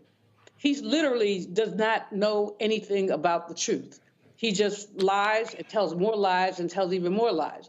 And so, the brother mayor out of Milwaukee was right on time when he snapped back at him, because, first of all, in the course of city governance, mayors have a whole lot of discretionary power. Now the convention is coming, the Republican National Convention is coming to Milwaukee. But there's some things that can be done because you have to. There's some things that can be done because the RNC pays for them. And there's some things that, if it was Marion Barry and President Obama as an example, a lot of courtesies would be extended that didn't have to be extended. Now, I'm not sure that Brother Cavalier is going to be extending many courtesies to the Orange Man and his team, since he seems to think the city is so horrible. And then the other thing, of course, as you point out, he loves to trash Black people, Black leadership, Black mayors, Black cities, Black countries. Let's go to the S-hole countries on the African continent that he also loves to disparage. He is anti-Black. That's not even worth discussing. He is anti-Black, but this is a case of some fool. Yes, the former president is a fool. Some fool biting off his nose to spite his face. Because, again, as I said, mayors have enormous discretionary power, and I bet you that that man will not be basically enjoying any largesse there. It was a dumb, stupid move, but what else is about?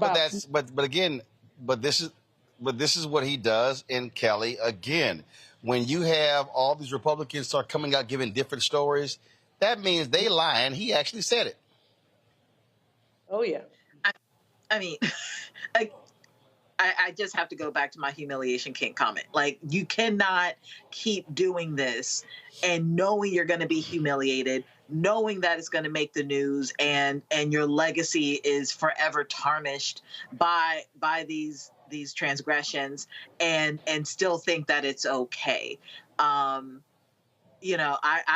remember when Trump was talking about Baltimore and DC and Philly, but specifically Baltimore, because Representative Elijah Cummings was still alive, and his statements against it were pretty profound. But I'm just really of the mindset that when it comes to Trump, you've just got to ignore ignorance at this point. And I really wish that the rest of America, who still has half a brain left regarding this election and the choices that we have to make therein, would really just utilize that philosophy, because we cannot keep going on like this and think that we're going to have a country left, that we're going to have a democracy left, that we're going to have left. We are taking a joke for president. Like, we are literally on the path to re-electing a convicted felon, a joke. Like, we consistently joke about this man. He is the butt of every political joke that we have. And if we go down this road continuously, we're not going to be in good standing anymore. And that's arguably if we are still there. Right. But here's the deal, Matt. For me, I'm not saying ignore the ignorance. I'm saying it has to be focused on. I think what has happened is what mainstream media has done, mainstream media has laughed this thing off. I go back to 2016. They laughed those things off. They normalized what he said. What I'm saying is, no, we're going to focus on it, because we're saying in Milwaukee, this is how he feels about you. We know how he feels about D.C. He trashes Philadelphia. He trashes Detroit. He trashes Atlanta. Folks, this is a man who wants to have retribution. He wants to penalize these places. He is going to withhold resources from places that don't kiss his butt. And so I hope it pisses the people in Milwaukee off, and I hope they vote accordingly. I'm with you 100%. I hope they vote accordingly. I hope it comes back to bite him in the butt, especially in a battleground state like Wisconsin, where he needs those votes, and those votes are on the line by virtue of them being a battleground state. And I'll say, to your point about the media laughing this off, I'm really glad you said that, because it isn't just him. It's Abbott and DeSantis and these cronies who are trying to buddy up to him, who are every day in our legislative houses, both governors and otherwise, passing policies that make real the things he's talking about. One of the things to me that has been most disconcerting that he has said recently is when he, quote, joked about being a dictator on day one. Because if you look at this country, a lot of the policy is descending into out-and-out fascism, a la 1930s Germany.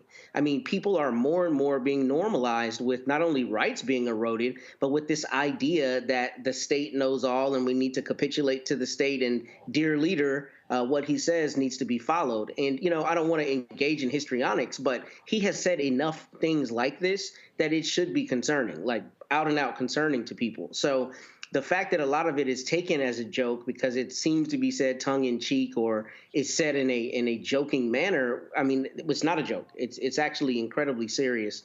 And I think mainstream society, mainstream media particularly, needs to put more gravity on that. When somebody says they're going to be a dictator and then they continue to make dictatorial comments, we should be concerned that they are going to be a dictator. They're telling us who they are.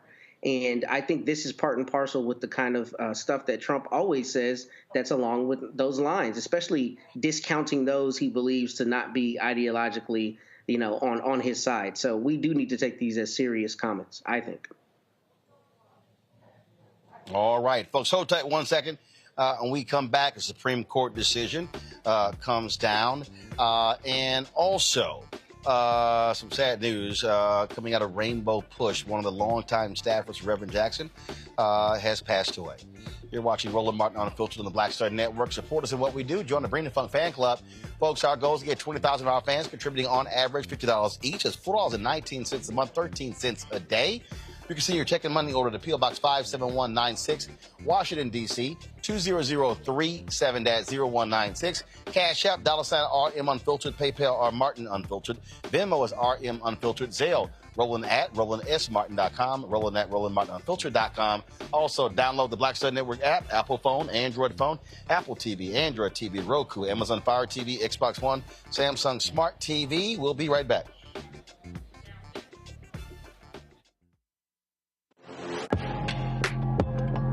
A lot of y'all have been asking me about the pocket squares that we have available on our website. You see me rocking the Shibori pocket square right here.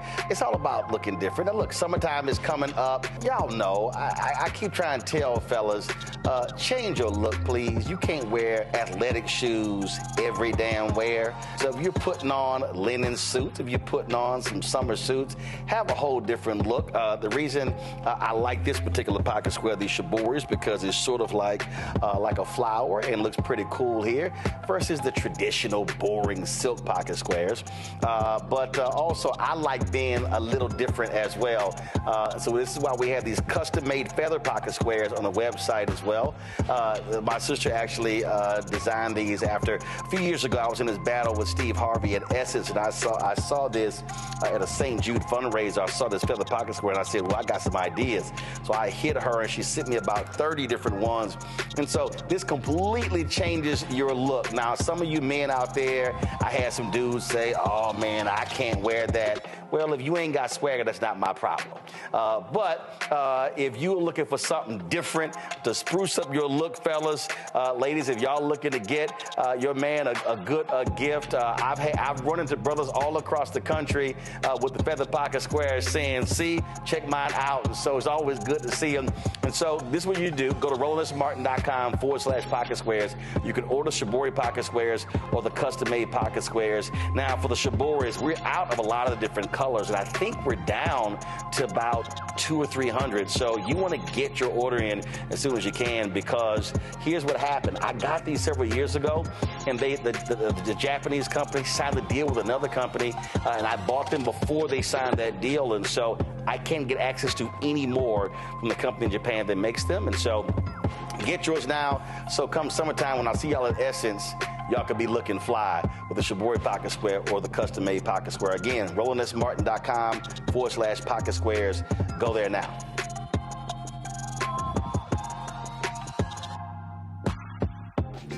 I'm Marissa Mitchell, a news anchor at Fox 5 DC. Hey, what's up? It's Tammy Roman, and you are watching Roland Martin Unfiltered.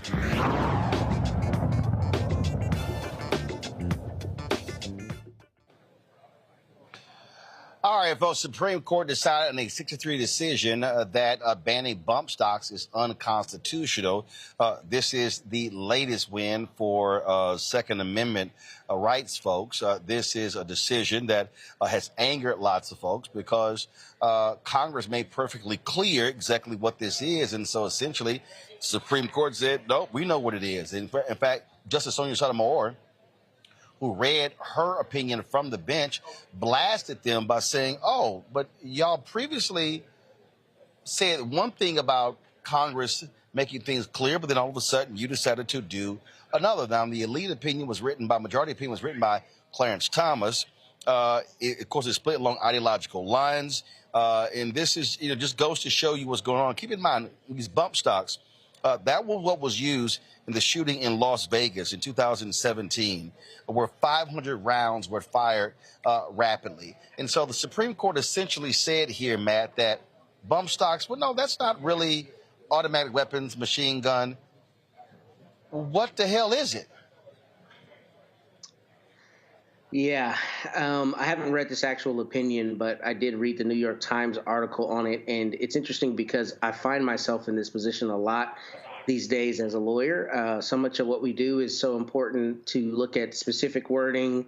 And that's essentially what they did with the statute. I don't agree with the opinion, but that's what they basically said, is that it does not meet the definition of a machine gun, I believe, under the National Firearms Act. And I find that this is really as much a legal issue as it is really a construction issue, to the extent that when you have a separation of powers, you inherently have a passing of the buck. And with judicial review, what the courts do is say, what is the law, and is this consistent with the law? Is this constitutional? Whatever the judicial review question is. But if you look at it here, they said essentially that a Congress would have to pass a law to regulate this.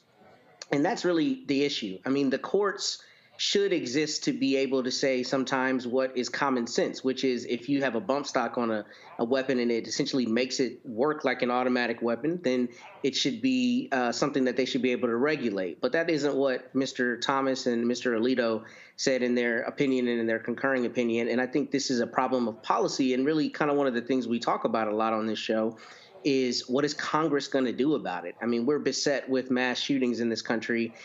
And every time one comes up, you have it becomes a topic du jour, right? And then you have a national furor, and then nothing happens. And what needs to happen is Congress needs to pass a law that is responsive to this. And I think this is problematic, especially as we talk about the administrative state. As you probably know and have surely talked about, there is kind of an assault right now on what the federal government administrative agencies are able to do. There are people who are filing lawsuits trying to roll back administrative power, and that is a big source of the government's power, because essentially those administrative agencies are able to promulgate rules that control certain aspects of life. So this is, I think, a part of an erosion of that, and I think it's problematic that it's in an instance like gun control, because with guns, obviously this was passed, if I remember correctly, by Mr. Trump's administration following that Las Vegas mass shooting. So the idea that the courts, are going to have an opinion that turns on a technicality like this in such a seminal issue is disconcerting, but I think it's part of what happens when you have a separation of powers, and it's incumbent on Congress to fix this problem. Here's what you have going on here, Julian. This Supreme Court wants to rule, oh, no, Congress. They want to strip away a lot of the power from the executive branch. Because after that particular shooting, the ATF issued a ruling that indicate rifles equipped with bump stocks should fall under the legal definition of machine guns, which have been banned since 1986. Congress did make it clear. This is the Supreme Court saying we actually are going to substitute our language for Congress. This Supreme Court is a disaster no matter how you count it. with their 6-3 majority, they can pretty much get away with what they want. We've already been shown that both Justice Alito, who is extremely compromised, certainly his views on choice have been made clear, and his wife is about as batty as a bed bug. I mean, I don't understand the woman. She's anti-GBLTQIA, but what she's also saying with her stuff is that he knows her. We know he's very conservative, but Clarence Thomas, and that's the other one who's very compromised, who takes money from whomever. Both of them are in a cabal. They rule the far right wing, and they are for sale. Now, I can't go by one on the others, but those two have attracted the most media attention. And believe me, even though the National Rifle Association has been basically made it relatively ineffective, they're in this somewhere also. So what you see the court doing, the bump stops make the weapon more effective. The bump stops make it's possible for you to shoot more in the same period of time. And the Supreme Court ought to have good judgment, but they don't. So Congress is going to have to go back to the drawing board. And again, this is a Congress where I keep saying you couldn't pass gas in this Congress. They're so deeply divided.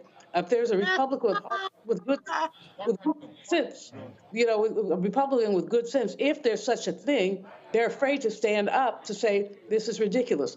In the face of all these mass shootings we're seeing, it defies logic that the Supreme Court would do this. But then again, we know what the Supreme Court is. It's the court that the orange man wanted. It's the court that we have. Congress has to go back to the drawing board, and I just pray that we don't get another mass shooting, but more than likely, unfortunately, we will, and the victims more than likely, unfortunately, will be innocent children, etc. This is what you're dealing with. Again, Kelly, I go back to voting. For all those people who didn't like Hillary, who had problems, guess what? This is what happens when you don't vote, and Trump got to appoint 3 Supreme Court justices, and now they have of course, Ruth Bader Ginsburg, who should have retired. She dies just a couple of months before the election in 2020. They get that 6th judge, and so they can run the table. This is why November is important, because Alito and Thomas are in their 70s. Guess what? They could step down. If Trump wins, they will probably step down so he can appoint a late 30, early 40-something Supreme Court justice so they can be there for the next 40, 50 years. Exactly. What I find most interesting about this case is that the ban itself on these bump stocks actually came from the Trump administration. It was in response to the mass shooting that happened either in 2016 or 2017. I want to say 2017. But in essence, Trump passed this ban. So for these Trump-loving justices to dial back on what Trump did, that's what I find most interesting about this. And then on top of that, for the only when it comes to things that they want to do they split hairs regarding language. So I think that, to Matt's point, to Dr. Malvo's point, it is frustrating to see this. We absolutely need to have a Congress that is competent enough to pass laws that will not necessarily overturn, but really negate whatever ruling SCOTUS comes down with, because like civics classes say, legislation is from Congress. They make the laws, and SCOTUS is really supposed to just interpret it, not necessarily make new law. So, should our government work right, this could be rectified. Do I have hope about it in the most immediate future? No, but it can happen. Yep. Trust me, this SCOTUS, they like making their own laws. Got to go to the break. We'll be right back. Mourning in the past, a couple of prominent African Americans. We'll tell you about that when we come back. Roland Martin Unfiltered on the Black Star Network. Hello, my brothers and sisters. This is Bishop William J. Barber II, co-chair of the Poor People's Campaign, a national call for moral revival, and president of Repairs of the Breach. And I'm calling on you to get everybody you know to join us on Saturday, June 29th at 10 o'clock a.m. in Washington, D.C. on Pennsylvania and 3rd for the mass Poor People's Low-Wage Workers Assembly and Moral March on Washington and to the polls, and the post effort to reach 15 million poor and low-wage infrequent voters who, if they vote, can change the outcome of our politics in this country. Our goal is to center the desires and the political policy agenda of poor and low-wage persons, along with moral religious leaders and advocates. Too often, poor and low-wage people are not talked about, even though in this country today there are 135 million poor and low-wage persons. There's not a state in this country now where poor and low-wage persons do not make up at least 30% of the electorate.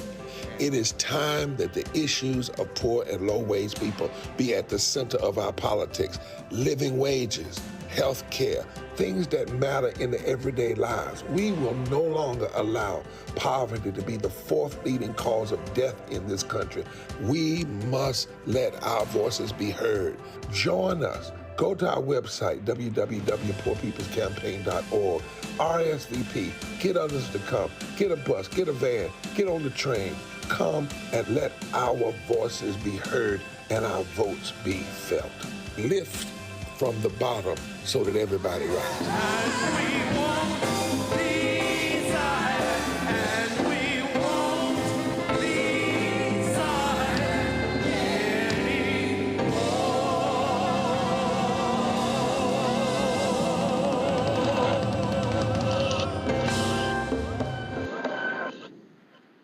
I'm Jo Marie Payton, voice of Sugar Mama on Disney's Louder and Prouder Disney Plus, and I'm with Roland Martin on Unfiltered.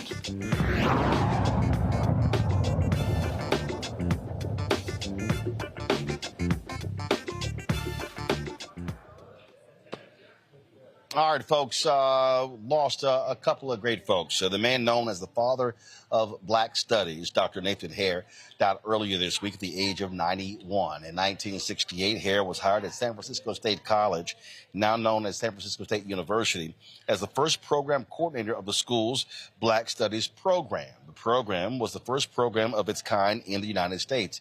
He is credited with coining the term ethnic studies to replace minority studies and was a productive researcher and scholar, publishing several books with his late wife, Dr. Julia Hare.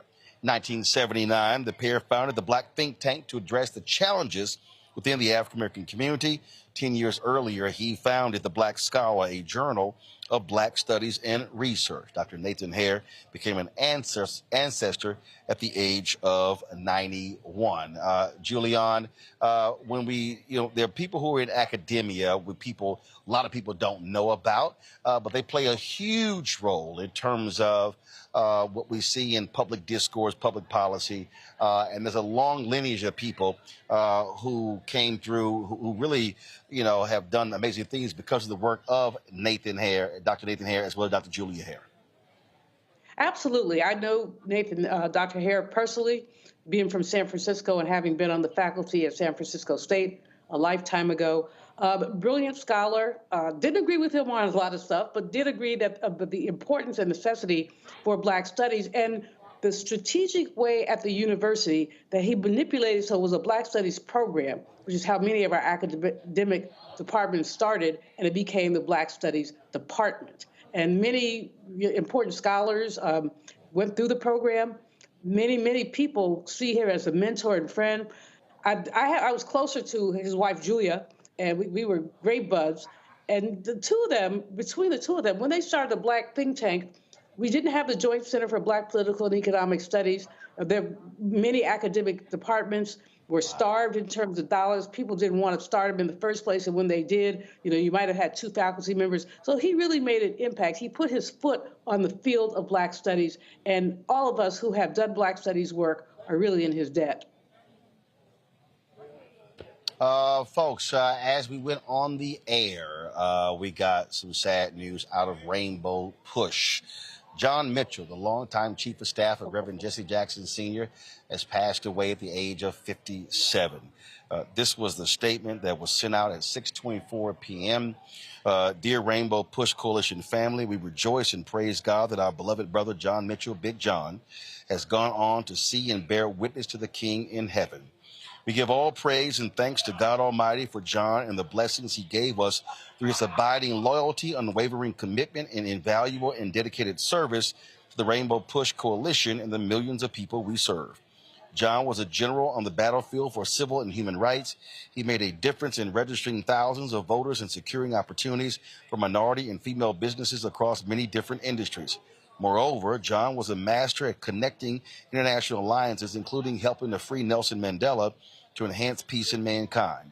John has been and will forever be interwoven in Reverend Jesse L. Jackson Sr.'s historical legacy. John served as chief of staff, scheduler, and conduit to Reverend Jackson for nearly 30 years. John Mitchell transitioned with stage 4 myeloma, but never stopped working, organizing, and calling, even in his last moments. Most recently, while receiving treatment, John was organizing with our team for the Rainbow Push Coalition's 58th annual convention in August. John was the tantamount community leader and organizer. He was the best that mankind had to offer.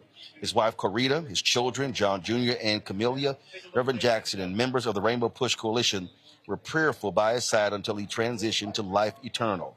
The family and the Rainbow Push Coalition family will be forthcoming with arrangements in the very near future.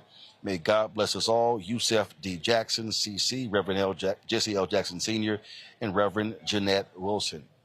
Folks, I can tell you that, again, John was 57 years old. I have a text chain of folks, civil rights leaders, and John was on that text chain. As that statement said, if you needed to get to Reverend Jackson, if you couldn't call him direct, you could either call John or his longtime body man, Shelly Davis. John was the person who was right there in the office that folks could reach out to directly, and everything in that office went through him, and it is certainly sad news to hear of his passing again at such a young age, 57 years old. Julian, you also knew John very well, as we all did, because, again, if you dealt with Reverend Jackson, you had to deal with John Mitchell. You know, my heart is, John has been sick for a long time, and even though he was sick, he was still working. I mean, he might get out of the hospital and come to the office the next day. That's how committed he was. I mean, Reverend Jackson could hardly make a move without him. He did the scheduling. You know, he did everything. He was a conduit. You know, I can reach Reverend, but if I have difficulty, you call John, and he'd tell you, well, Reverend, he's going here, he's doing that, or he can't do this. He don't have time to talk to you. He was a dear friend. I mean, you know, when I was at Bennett, he helped coordinate a Reverend Jackson scholarship where we had 25 young ladies who, for 4 years, were able to get $5,000 towards it. You know, I hit you up one time. I hit everybody up when I was at Bennett, but Reverend Jackson, he came in, he did a commencement address for me. He hung out. He told the bad joke that he wished he had gone to Bennett, which, as you know, is a women's school. So anyway, but John was always kind of there, and Shelley, you know. But John, he was a great guy. As I think, as Yusuf said, he's the best. He was dedicated, just dedicated to Reverend Jackson, and even off, you know, he was sick and he's calling people. Are you going to do this? Are you going to do that? So we'll miss him. I mean, I'll miss him being in the office, but I also miss his friendship. One of his dear friends that I actually, when he had the first child, John, I think it's John X, we went shopping for onesies and found literally ignorant onesies. One had a anti-orange man slogan on it. We've had about 5 onesies, and John called me, he said, why did you send me those onesies? I said, so we could start this child off right. And anyway, he was just a great guy. That's all I have to say. He's a great guy. Very sad. I didn't know. So you said it was released at 6:26. I guess we were on the air then. And I'll have to reach out to his wife and basically to the team. It's sad. Indeed. 57 years old.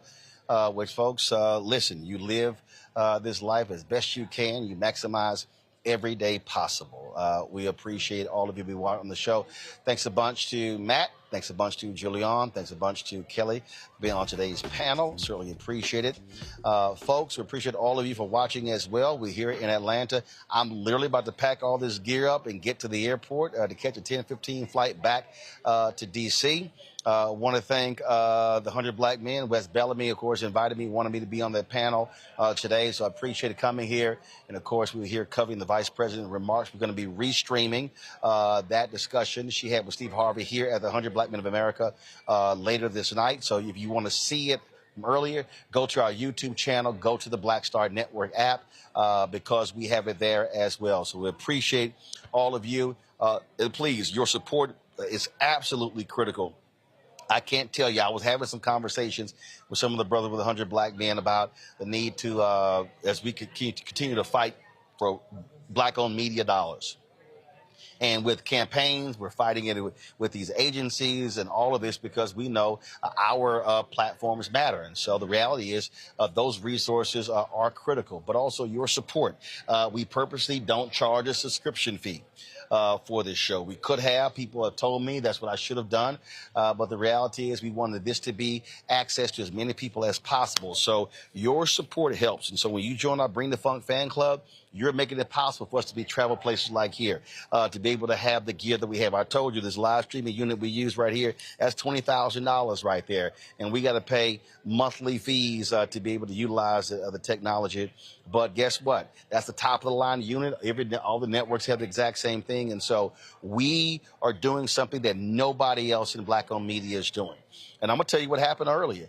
Okay, when I had the session, we went in there and they told me that the session, our Black Vote session was being recorded. And then I walked in there. I didn't see any cameras. And I was like, hey, what's going on?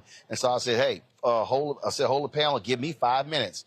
And so, boom, pull the stuff out, set the camera up. We went live and we live streamed that particular session. Nobody else in Black-owned media is doing this, folks. Nobody. Not Black Enterprise, not Essence, not Ebony, not Rolling Out. Not Blavity, go down the line. We are literally on the ground covering stories all around the country, bringing you information, bringing you rallies, bringing you congressional hearings, bringing you all sorts of things that impact Black America. And so your support is critical. So please support us. Send your check and money order to P.O. Box 57196. Washington, D.C., 20037-0196. Cash App is $RM Unfiltered. PayPal are Martin Unfiltered. Venmo is RM Unfiltered. Zelle, Roland at RolandSMartin.com. Roland at RolandMartinUnfiltered.com. Download the Black Star Network app, Apple phone, Android phone, Apple TV, Android TV, Roku, Amazon Fire TV, Xbox One, Samsung Smart TV. Also, be sure to get a copy of my book, White Fear, How the Browning of America is Making White Folks Lose Their Minds, available at bookstores nationwide. You can also get the audio version on Audible. Folks, I'll see you on Monday right here. Roland Martin Unfiltered on the Black Star Network. Holla!